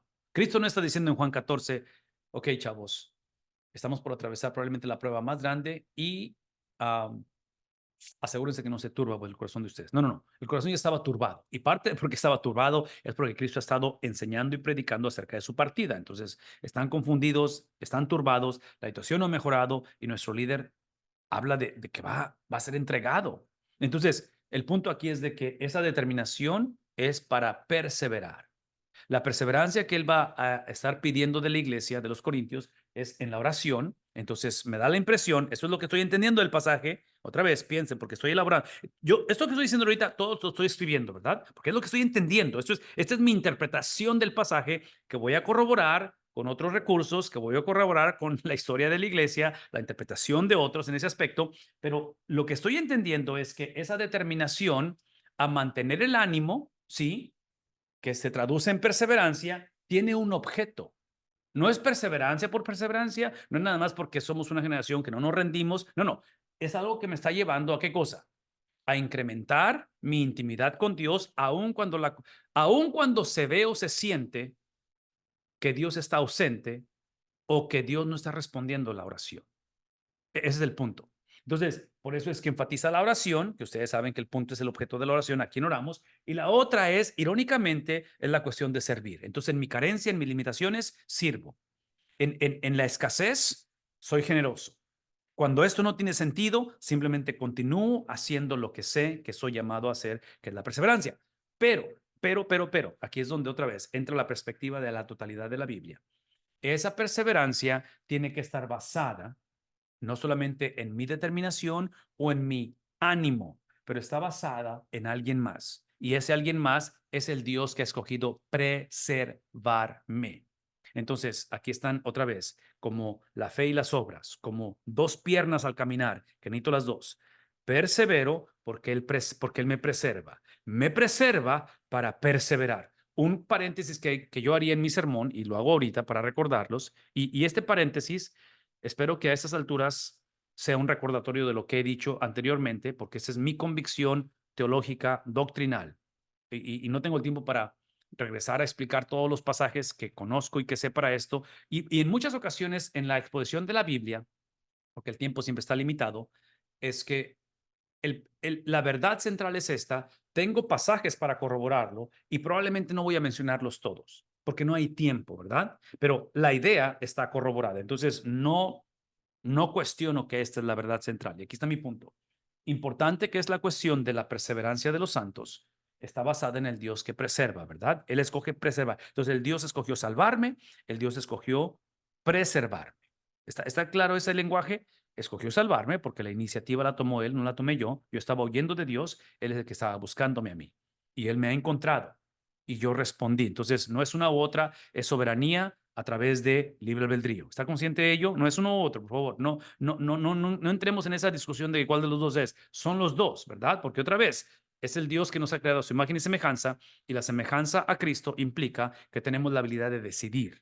Esa habilidad nunca ha sido alterada, es simplemente cuál es la inclinación de esa habilidad. Y en este caso, cuando no conocíamos a Cristo, obviamente la inclinación era rebeldía ante Dios. Este es mi punto. El hombre siempre tiene una lucha interior, hablando de libre albedrío. Antes de Cristo era una lucha que no podíamos ganar. Cuando venimos a Cristo, continúa la lucha. Estoy hablando del libre albedrío, pero es una lucha que no podemos perder. No sé si eso tiene sentido, pero otra vez, no quiero que escuchen de mí que estoy minimizando libre albedrío. Simplemente que el Dios que ha decidido por misericordia y gracia preservarme, ¿sí? Esta preservación de Dios es traducida, es presentada, sobre todo para testimonio de las naciones, a través, no de que la cosa va a cambiar, a través de que independientemente que suceda, adivinen qué, perseveramos hasta el fin. Ahora sí, aquí está el principio, que esto sí lo enfatizaría en mi sermón y este lo vería como una de las cosas importantes para enfatizar. Mi convicción es que la certeza y seguridad de mi salvación está basada en la medida en que persevero hasta el fin, basado en la experiencia inicial de ser salvo. Entonces, mi justificación es expresada en santificación y mi santificación garantiza que hubo justificación. Entonces, hemos usado el lenguaje de germinación y fructificación. Es raíz, el evangelio, penetrando, trayendo vida, porque eso es germinar. Germinar es vida. Es la vida de Cristo en mí que produce fruto. Pero ambas experiencias, que es una sola, literalmente emanan de la gracia de Dios. Literalmente emanan a través de la misericordia de Dios. No soy merecedor de ninguna de ellas, pero en este caso, Dios me permite ser partícipe de ello a través de recibirla y a través de esa perseverancia. ¿Tiene sentido esto? Porque aquí es donde hablamos de la importancia de la santificación, y esta importancia, vean lo que voy a decir, es extremadamente... Yo voy a buscar en cualquiera de mis sermones y estudios, voy a buscar la manera de hablar de esto, de este tema o de este principio bíblico doctrinal. Y no sé si van a estar de acuerdo conmigo, van a estar de acuerdo conmigo en esto, pero yo voy a argumentar que la santificación o perseverancia, que es lo mismo, la iglesia lo ha negociado. Entonces, la iglesia convenencieramente ha sobreenfatizado que aceptes a Cristo, simplemente esta relación personal con Él, y siento que hasta cierta manera sobreenfatizamos el individualismo de que simplemente aceptes a Cristo, y hablamos o no hablamos de la continuidad de perseverancia o santificación porque lo dejamos a criterio de la persona. Ya cuando él quiera comprometerse o diezmar o bautizarse o X cosa que hablamos de los frutos, lo dejamos simplemente a la deriva. Entonces, ahí es donde yo creo que nos hemos metido en problemas. Por eso es que yo voy a hablar de esto cada vez que tenga la oportunidad. ¿Tiene sentido esto? Ok, estoy predicando, entonces voy a buscar la manera de usar ilustraciones y esa sería una de ellas, lo que estoy por darles. La ilustración para mí sería esta cuestión de un tripié. Porque el tripié para mí ilustra lo que acabo de explicar y voy a tratar de dar a la congregación, a la clase, a los hermanos, algo visual que a lo mejor potencialmente cada vez que ven un tripié en un micrófono, en un atril, en una cámara, lo que sea, se acuerden de esto. Y esto es lo que yo acabo de explicar en cuestión de la salvación ser tripartita, que realmente es una sola experiencia, pero repartida en tres, ¿verdad? Son tres, uno. Es la cuestión de que la primera pata, el primer componente, es el componente de justificación. Dijimos, es la cuestión del fruto, es la cuestión de echar raíz, de germinación. Entonces, soy salvo exclusivamente por gracia. Dios lo hace instantáneo, automáticamente. Pienso en el malhechor de la cruz. El malhechor de la cruz, en su primera experiencia, única experiencia, ¡pum!, muere, es salvo, completamente salvo. Él no tuvo oportunidad de la segunda o tercera de ellas en el sentido de santificación o de perseverancia, porque él muere instantáneamente. Pero nosotros que estamos vivitos y que estamos aquí, entonces este primer componente se mueve al segundo. El segundo es la perseverancia. Entonces, soy salvo para perseverar, soy salvo para ser santificado, soy salvo para expresar el pensamiento, el sentir, la mente de Cristo, ¿verdad? Es la razón que soy salvo. Entonces, ¿cuál de los dos es? La respuesta es sí, son los dos. Pero ambas dependen de una tercera pata. Y la tercera pata, el tercer componente del tripié, es la preservación de Dios. Entonces, Dios, el cual me escogió para ser salvo, el cual tomó la iniciativa, Cristo dice, nadie viene al Padre, nadie viene a mí a menos que el Padre le llame, ¿verdad? Entonces, Él tomó la iniciativa, pero Él continúa la iniciativa ahora preservándome. ¿Tiene sentido ello? Entonces, es la explicación de esto de una manera breve. Entonces, somos animados basado en esto, ¿verdad? Lo que acabo de explicar. El ánimo es la perseverancia, rendirnos, tirar la toalla, no es opción. ¿Cuál es la implicación? Aquí es donde me pregunto yo, estudiando el libro de Corintios, viendo la situación de la iglesia en el primer siglo, viendo dónde está Pablo, él como individuo, como siervo de Dios, y especialmente históricamente sabiendo hacia dónde va la iglesia, adivinen qué, esta cuestión de perseverancia va a ser negociada y va a haber muchos desertores en la iglesia, va a haber gente que va a negociar la fe, la doctrina y van a crear el sincretismo, va a haber gente que va a practicar la apostasía. Entonces, ahorita entendemos que Pablo es lo que está haciendo el apóstol Pablo, que es el evangelio, está literalmente posicionando a la iglesia, no en un contexto para mejorar las situaciones o el contexto, está posicionando a la iglesia en una actitud ofensiva en tiempos de oposición, con todo lo que acabo de explicar, que yo creo que es donde estamos hoy en día. La iglesia tiene que retomar su actitud de agresividad, de violencia y de proactividad. Y estoy usando términos que son controversiales de violencia, porque ustedes saben que las armas de nuestra milicia, ¿cuáles son? Es precisamente el Evangelio de Jesucristo. La violencia de nosotros es amar. La violencia de nosotros es perdonar. La violencia de nosotros es la generosidad. La violencia de nosotros es clamar al Dios de misericordia e interceder y amar a nuestros enemigos, ¿verdad? Por eso, este tipo de lenguaje que uso simplemente para ilustrar que no es accidental, que lo que Pablo está describiendo es la agenda del reino.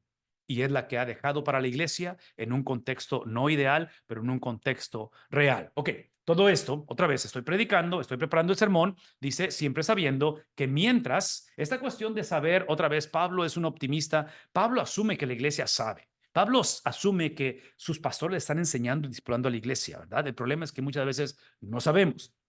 Entonces, somos animados siempre y sabiendo que mientras habitamos en el cuerpo, otra vez, lenguaje de los previos 5 versículos, habitamos en el cuerpo, estamos, ¿qué cosa?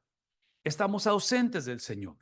Entonces, otra vez, ese contraste entre básicamente recordándole a la iglesia, no estoy desconectado de la realidad, que estamos en una tienda temporal, que estamos en un proceso transitorio, pero escuchen lo que voy a decir, porque yo pienso que aquí, y otra vez, esto no lo voy a explicar todo en un sermón, ahorita lo hago nada más para ilustrar, pero estoy tratando de ilustrarles a ustedes no solamente el principio bíblico, pero cómo lo conecto con verdades centrales a través de toda la Biblia. Y este es mi punto. Cuando habla acerca de este cuerpo en el cual estamos habitando, habitamos en el cuerpo, y yo sé que no está viendo el PowerPoint ahorita, pero si tienen la Biblia, ábranla. Habitamos en el cuerpo, lo cual implica que estamos ausentes del Señor. Por favor, escúchenme, porque muchos trágicamente hemos sido discipulados o hemos simplemente abrazado pensamientos que a lo mejor no se hablan abiertamente, pero están implicados, y es el concepto que creo que existe en la iglesia evangélica o bautista, que no estoy convencido que es bíblico. Y es el concepto de decir, la vida en este mundo es como un ensayo, y cuando mueres y vas al cielo es donde realmente empieza la vida. Yo no creo que es bíblico eso, porque acuérdense que parte de las doctrinas falsas que Pablo va a lidiar y la iglesia está lidiando es el concepto donde lo espiritual es superior a lo emocional, a lo físico o material. Lo espiritual, entonces, desde la perspectiva griega, de la perspectiva del gnosticismo, hablar de la resurrección de Cristo es piedra de tropiezo para el gentil. Hablar del siervo sufriente, que es lo mismo, siervo sufriente es piedra de tropiezo para el judío. ¿Sí recuerdan ese principio o no? Son dos piedras de tropiezo en el querigma, la predicación de los apóstoles. Para el judío, nunca estuvieron de acuerdo, por eso Juan 14, ¿verdad? No se turbe vuestro corazón, porque el judío dice, no puede haber más sufrimiento. Se trata de evitar el sufrimiento. Entonces, hablar de un siervo sufriente, varón de dolores, no entra en la teología judía. De la misma manera, hablar de un Cristo resucitado es inconcebible para el gentil o para el griego, para el pagano, porque ellos siempre veían como la experiencia suprema es el separar el espíritu del cuerpo, porque lo importante es el cuerpo, pero observen este lenguaje o esta mentalidad gnóstica y ese tipo de actitudes paganas seculares. La implicación es donde vas a encontrar el libertinaje penetrando a la iglesia de Cristo, donde simplemente es la mentalidad. Lo más importante es lo que crees, no tanto lo que haces. Entonces, mientras tengas la teología correcta, la doctrina correcta y sepas que Cristo te ha salvado, cómo vives y qué haces con tu cuerpo, con tu dinero, con tu tiempo, hey, nadie te debe de juzgar. Entonces, entonces el principio es este. Porque otra vez, aquí el punto es de que muchos pensamos o hemos creído o hemos sido instruidos que este nada más es una práctica, es un cáliz, decimos, ¿verdad? Un cáliz, es nada más un mientras, pero realmente la vida empieza cuando la persona muere. No es el principio bíblico por varias razones. Una, es de que el hecho de que estemos en este mundo vivos, en este mundo, como seguidores de Jesús, lo cual implica que la morada eterna ya es una realidad en el espíritu. ¿Recuerdan eso? Espiritualmente ya estamos vivos. Es nuestra componente físico que eventualmente será restaurado. Entonces, procesamos la decadencia, procesamos las calamidades a través de la realidad de un espíritu vivo. Y eso añade valor a que este mundo tiene valor ante Dios. De que la meta no es evitar este mundo, la meta no es llegar lo más pronto posible al cielo. La meta es que el cielo ha sido traído a la tierra a través de la iglesia.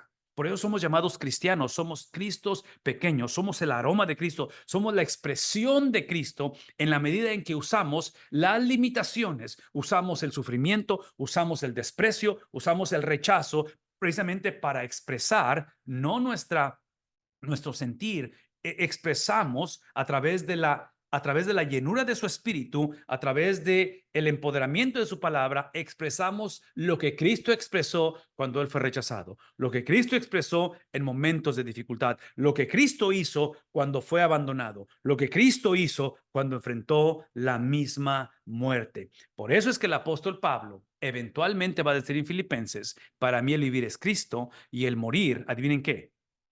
Es Cristo en su totalidad, por lo tanto, todo lo que hacemos es Cristo. Último pensamiento con respecto a ello. Por eso es que estoy tratando de alguna manera lidiar con este tema de que es un cáliz y luego viene lo que es en serio cuando morimos. La otra cosa es de que en diferencia doctrinal, y estoy pensando en Pablo en Atenas, otra vez lidiando con los filósofos de aquel tiempo, la perspectiva bíblica con respecto a lo material es de que el hombre es una unidad. El hombre no tiene un espíritu. El hombre es espíritu. Y cuando hablamos de esa unidad, es reflejada en esa morada, en eso que Cristo habla, que Él ha preparado para nosotros, desde la perspectiva que lo que vamos a recibir cuando resucitemos es precisamente un cuerpo físico. Entonces, eso completamente echa por tierra el menospreciar o el ver nuestra expresión o experiencia en esta vida como algo nada más temporal o transitorio, cuando en realidad lo que viene por delante, adivinen qué es físico todavía. ¿Tiene sentido eso? Entonces, otra vez, cuidado cómo vemos esto. Aquí es donde entra inclusive la administración, de que seamos responsables de nuestro cuerpo, seamos buenos administradores de él, porque este cuerpo, y no este cuerpo, pero un cuerpo físico va a ser dado a nosotros. ¿verdad? Va a ser un cuerpo glorificado. Entonces, veamos la importancia de ello. Por eso es que no podemos abrazar ni promover el aborto o la eutanasia o suicidio asistido, ¿verdad? El valor intrínseco del ser humano es en su totalidad, no es nada más lo espiritual. ¿Tiene sentido esto, hermanos? Y otra vez, esto tal vez no lo voy a explicar en un sermón de esta manera, de este detalle, pero aquí está el principio. Aquí está el principio. Lo que acabo de explicar es mi convicción y es mi entendimiento de la palabra de Dios. Pasajes como estos activan eso en mí, de tal manera que en la formación del sermón, tal vez la idea, no la explicación, pero la idea de esto que activó, lo voy a incluir de una manera breve, de una manera concisa y recordarle a la iglesia que esta es la enseñanza bíblica por lo que está hablando. Está hablando de cómo habitamos en el cuerpo, pero estamos ausentes, es lo que está diciendo, estamos ausentes del Señor. Entonces, no menospreciamos este cuerpo, pero entendemos que este cuerpo que ha sido afectado por Génesis capítulo 3, está recibiendo, está expresando, está experimentando las consecuencias de ese pecado. Pero en el espíritu que somos, no que tenemos, pero que somos, ya ha sido transformado a la imagen de Cristo, porque es el espíritu de Cristo. Recuerden que leímos hace un momento en el versículo 5 que nos ha dado como garantía, ¿qué cosa? Su espíritu. Entonces, es lo que ha vivificado nuestro espíritu. Entonces, este contraste donde habitamos en el cuerpo, pero estamos ausentes en el Señor. Una cosa más, rápidamente. Y si hay preguntas, estamos por terminar, no vamos a acabar todo, pero estamos tratando de ilustrar esto. El punto es que procesamos el habitar en el cuerpo a través de que estamos ausentes del Señor. Eso es extremadamente importante. Y otra vez, el tiempo no lo permite para explicarlo en detalle. Esto requiere una explicación más profunda y cada de estas frases probablemente requieren un estudio en sí mismo. Pero, ¿cómo le hacemos? Esta es la pregunta que me hago yo, que me haría yo con este pasaje. ¿Cómo le hacemos para procesar la realidad de que estoy habitando en este cuerpo, diseñado por Dios, creado por Dios, a su imagen y semejanza, afectado, obviamente, por la cuestión de pecado adánico, pecado original, todo lo que sabemos? ¿Cómo le hacemos para procesarlo a través de que estamos ausentes del Señor? En otras palabras, si el cristiano no ve la vida a través de esta ausencia, si el cristiano no ve la vida y la persecución y la dificultad a través de la realidad que está por venir, la consumación de todas las cosas, entonces potencialmente vamos a ver la habitación de este cuerpo como la única experiencia. Es decir, cuando se acaba esto, cuando envejeces y mueres y tomas tu último y entregas el espíritu, ahí se acabó la fiesta. Eso explica por qué entonces hay que darle gusto al cuerpo. Hay que aprovecharlo más, hay que consumir lo más que podemos, hay que acumular lo más que podemos. Bueno, menciono todo esto porque esto que estamos habitando, el cuerpo que tenemos ahorita, lo procesamos a través de la realidad que estamos ausentes del Señor. La implicación es que no es tanto que esta cuestión del cuerpo va a mejorar, es que en medio de esto, el ánimo que estoy teniendo, la determinación de perseverar, es porque esta realidad la proceso acerca a través de la persona de Cristo, a través de lo que está por venir, que Él ya me advirtió, Él ya me dijo en Juan 14 que Él tenía que irse, precisamente tenía que sufrir el sufrimiento de su cuerpo para preparar esa morada de la cual un día no estaremos ausentes de ello. Pero otra vez, está hablando desde la perspectiva de todo lo que es el ser humano. Espiritualmente hablando, ya estamos presentes con el Señor, ¿verdad? Entonces, esa es la estira y afloja de ello. El punto simplemente es esto. Cuando sabemos quién es Él, sabremos quiénes somos nosotros. Cuando sé quién es el Señor y sé que Él ha ido a preparar morada para nosotros, es que entonces sabré cómo procesar mi condición de mi cuerpo y voy a saber qué hacer. Entonces, aquí es donde la invitación ha sido, y esto lo he enseñado a través de los años, a través de las reuniones, y si estoy pastoreando una iglesia, se lo he enseñado a la iglesia, que este principio, que es bíblico, el reto es cuando lo invertimos y cuando los sermones o cuando la iglesia, el predicador o la iglesia, es gobernada su mentalidad y su teología y su doctrina y su exposición a través del hacer. Entonces, otra vez, el punto no es tanto lo que la iglesia necesita hacer cuando está batallando con el cuerpo que tiene y saber que estamos ausentes del Señor. No se trata de lo que hacemos, se trata de quién es Él. Porque cuando sé quién es Él, entonces la manera en que sé quién es Él es a través de la exposición de la palabra de Dios. Y cuando la palabra es expuesta, que me va a demostrar quién es Él, es que entonces sabré quién soy yo. Y cuando yo sé quién soy yo basado en quién es Él, es que entonces sabré qué hacer. Entonces, esto es la obediencia, esta es la manera en que otra vez voy a ver el ejemplo de Cristo, la persona de Cristo, la actitud de Cristo, el sentir de Cristo y eventualmente la obediencia de Cristo en un contexto no favorable, porque esa es la historia de Cristo. Eso que Cristo hizo en su expresión, en su experiencia, la obediencia de Cristo, la sumisión de Cristo fue el producto de que Cristo sabía quién era el Padre. Y cuando Cristo sabía, porque Cristo sabía quién era el Padre, por eso fue instruido, por eso Lucas 2:52 dice que él crecía en estatura y crecía en sabiduría, ¿qué dice? En estatura y en gracia para con Dios y los hombres, ¿sí? Su crecimiento del conocimiento de Dios le permitió entender que él fue predestinado a ser el Cordero inmolado de Dios, que eventualmente ese conocimiento teológico, esas verdades bíblicas que sellaron su vida, su mente y su corazón, eventualmente se expresaron en obediencia. Pero escuchen lo que estoy diciendo. Esta explicación de Cristo, modelo a seguir, Él lo hizo para que lo hiciéramos nosotros. Entonces, aunque nuestro sufrimiento y nuestra muerte no va a ser expiatoria, no morimos por nadie, no podemos perdonar a nadie, pero nuestra muerte y nuestro sufrimiento tiene que ser evangelístico para que otros conozcan y tiene que ser formativo para que otros crezcan en similitud a Cristo. A diferencia de, otra vez, mucha predicación hoy en día, mucha enseñanza de la Biblia y mucho acercamiento a la palabra de Dios, no inicia con Dios, inicia con ¿qué?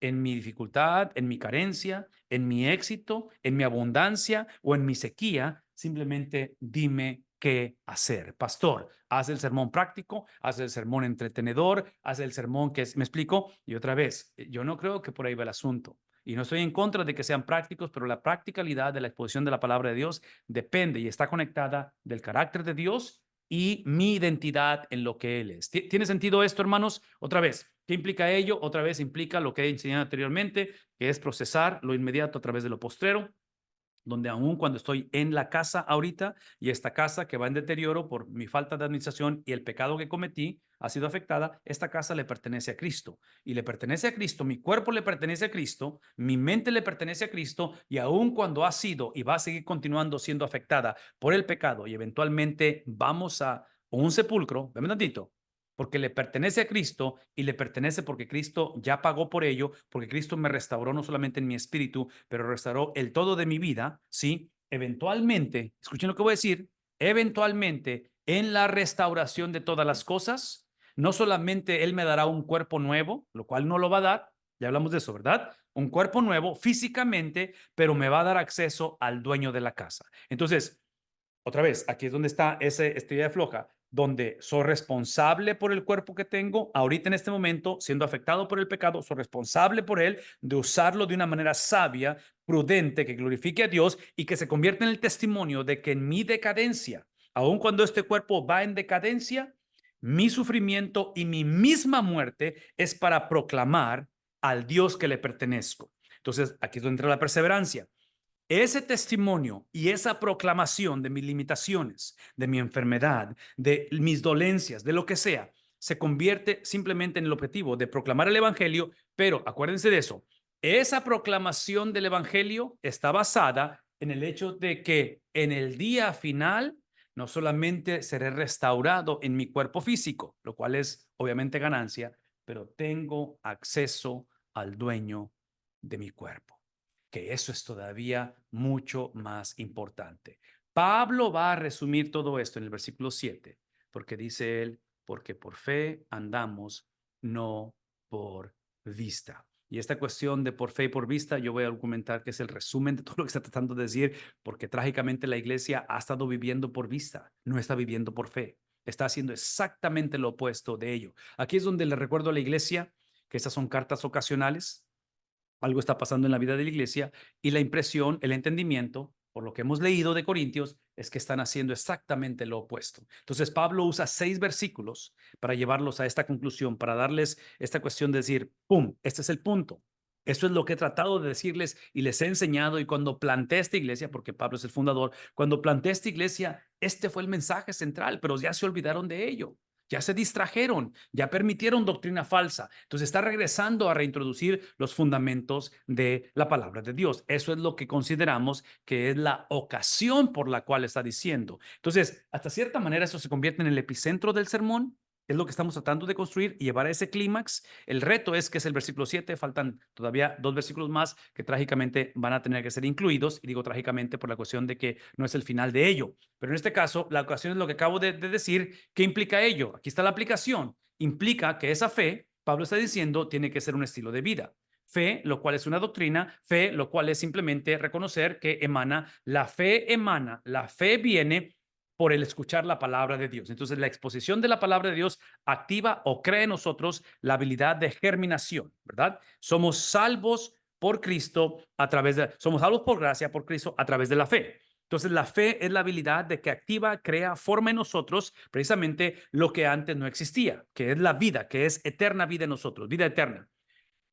El problema es que, otra vez, como ellos estaban viviendo no por fe, sino están viviendo por vista, trágicamente los corintios han hecho de esta fe simplemente doctrina desconectada de la realidad de la vida. No la han hecho relacional. No es más, doctrina es relacional. Doctrina es estilo de vida. ¿Qué significa ello?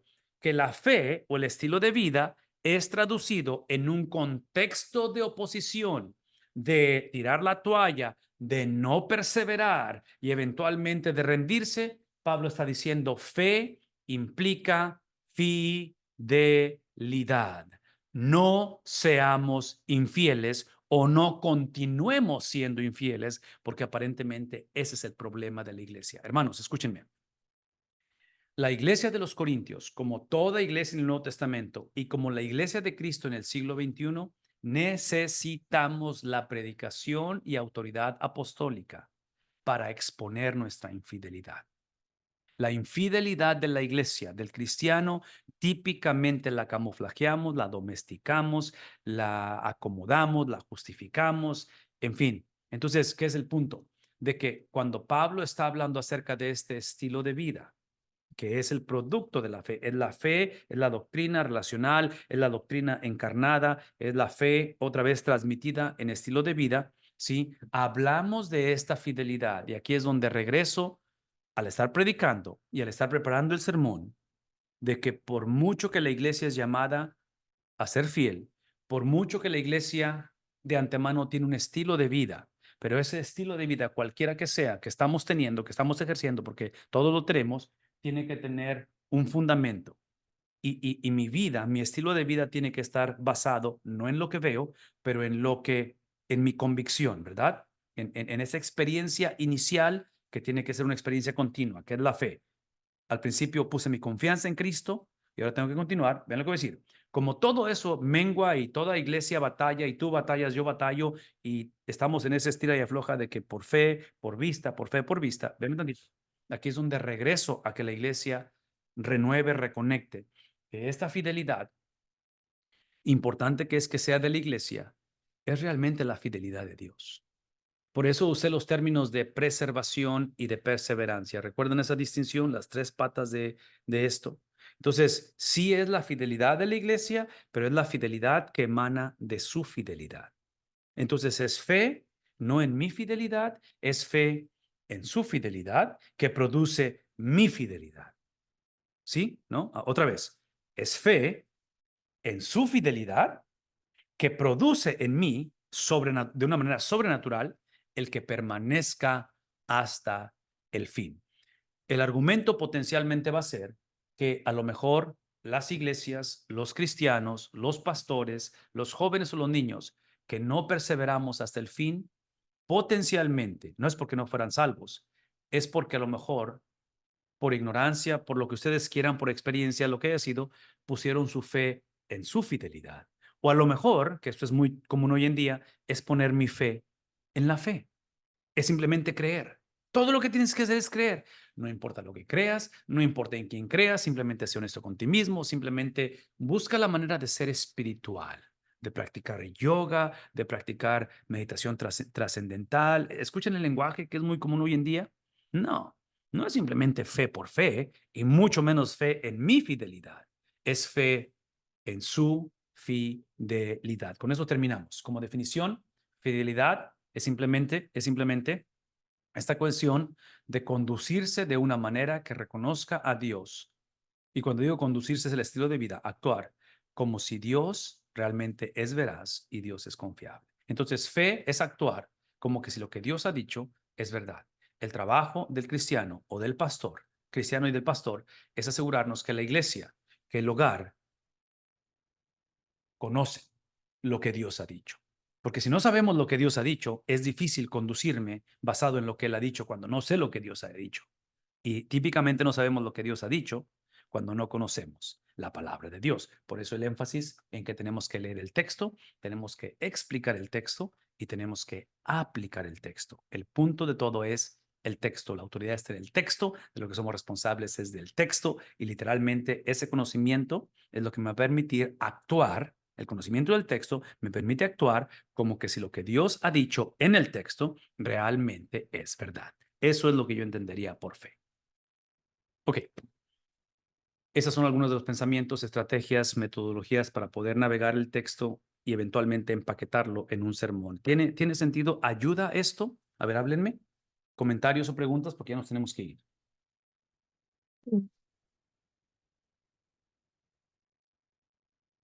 ¿No hay comentarios? ¿No hay preguntas? No hay ningún problema. Si no lo hay. La fe, mi hermano, Sí, entonces es tomar el texto y sabiendo que es verdad, reconocerlo como verdad porque es la palabra de Dios y aceptarlo yo como verdad. Después, sacarlo de mí, explicarlo, es decir, construirle un sentido y después obedecer lo que dice, ponerlo en práctica. ¿Sería eso la sí, fe? definitivamente sí lo es. Y La ahorita mía, la mía. me haces pensar ahorita, hermana María, que ese conocimiento de la Biblia con el cual iniciaste, el cual es fundamental, pero y yo no sé si van a estar de acuerdo conmigo en esto. Yo no sé por qué todos tendemos a esto, de divorciar conocimiento con obediencia. Conocimiento del texto, o sea, somos expuestos al texto, venimos a un estudio bíblico, estudiamos la Biblia, predicamos, pero esa obediencia. Entonces, tengamos cuidado nada más en no divorciar lo que es el conocimiento del texto que debe de llevar a ese fruto, dar a luz esa obediencia.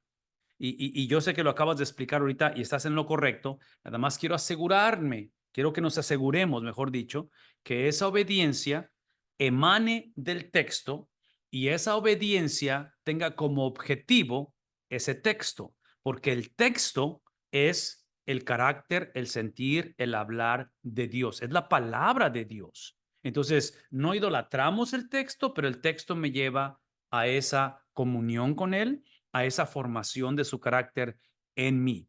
Y otra vez, menciono esto por dos razones. Una, es la posibilidad de separar el texto de la obediencia y entonces creamos legalismo. Texto sin obediencia es legalismo, porque nada más es acumulación de conocimiento por conocimiento. Acuérdense, Saulo de Tarso, yendo rumbo a Damasco, siendo instruido a los pies de Gamaliel, siendo de ese grupo selecto llamado Sanedrín, que solamente 3,000 personas en la historia del judaísmo calificaron. Saulo de Tarso tenía la equivalencia a 2 doctorados en teología, en conocimiento, pero estaba desconectado de obediencia porque no había en él germinación, no era nacido de nuevo, mucho conocimiento, pero no había el propósito del conocimiento, que es el nacimiento en Cristo producido en obediencia. Entonces, cuidado con eso. Legalismo. El otro extremo es obediencia sin texto. Obediencia sin texto, potencialmente, es simplemente el perpetuar, es el tomar las cosas que Dios ha hecho y formado en mi vida, criterio, experiencias, idiosincrasias, testimonio, en fin, todo lo que Dios ha hecho en mi vida a través de mi formación, la iglesia, lo que haya sido, ¿sí? Y potencialmente ponerlas por encima del texto. Entonces, cuando potencialmente ahora mis experiencias, mis tradiciones, mi teología, simplemente busco textos que afirmen eso.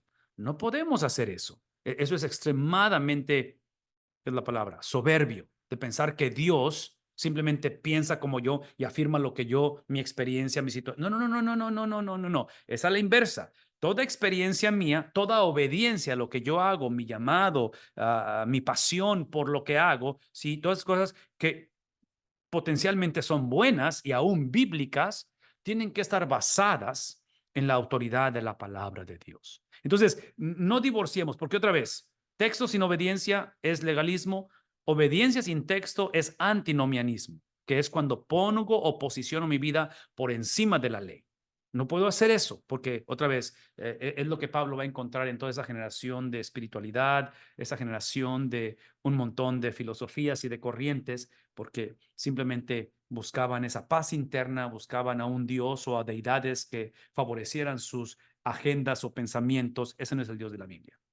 El Dios de la Biblia tiene una agenda, la agenda es Cristo. Cristo ya vino a vivir, mostró su vida, la palabra apunta hacia eso, describe eso. Los apóstoles toman la vida de Cristo, la enseñanza de Cristo y la contextualizan, la explican, la llevan a esa aplicación que son las epístolas. Entonces no tenemos el derecho de simplemente figurar nuestras propias ideas y decir eso es lo que significa. Lo que significa es una persona, es un hombre, es Cristo. Entonces cuando el carácter de Cristo no es reflejado en cómo vivimos, actuamos, nos tratamos unos a otros, la solución es pedir perdón, hacer el retorno, que es lo que produce el perdón, cambio de pensar, cambio de sentir y regresar a los fundamentos del Evangelio. Y los fundamentos del Evangelio es precisamente la persona y es la obra de Cristo. Esos son los fundamentos. Los fundamentos del Evangelio no es simplemente regresar a cómo la iglesia estaba antes o cómo es que, me explico, no, no, eso es importante y qué bueno lo que la iglesia hizo antes, pero fundamentos del Evangelio es el regreso, es el retomar la persona de Cristo y el carácter de Cristo.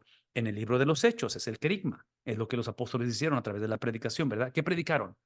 Predicaron a la persona de Cristo y predicaron la obra de Cristo.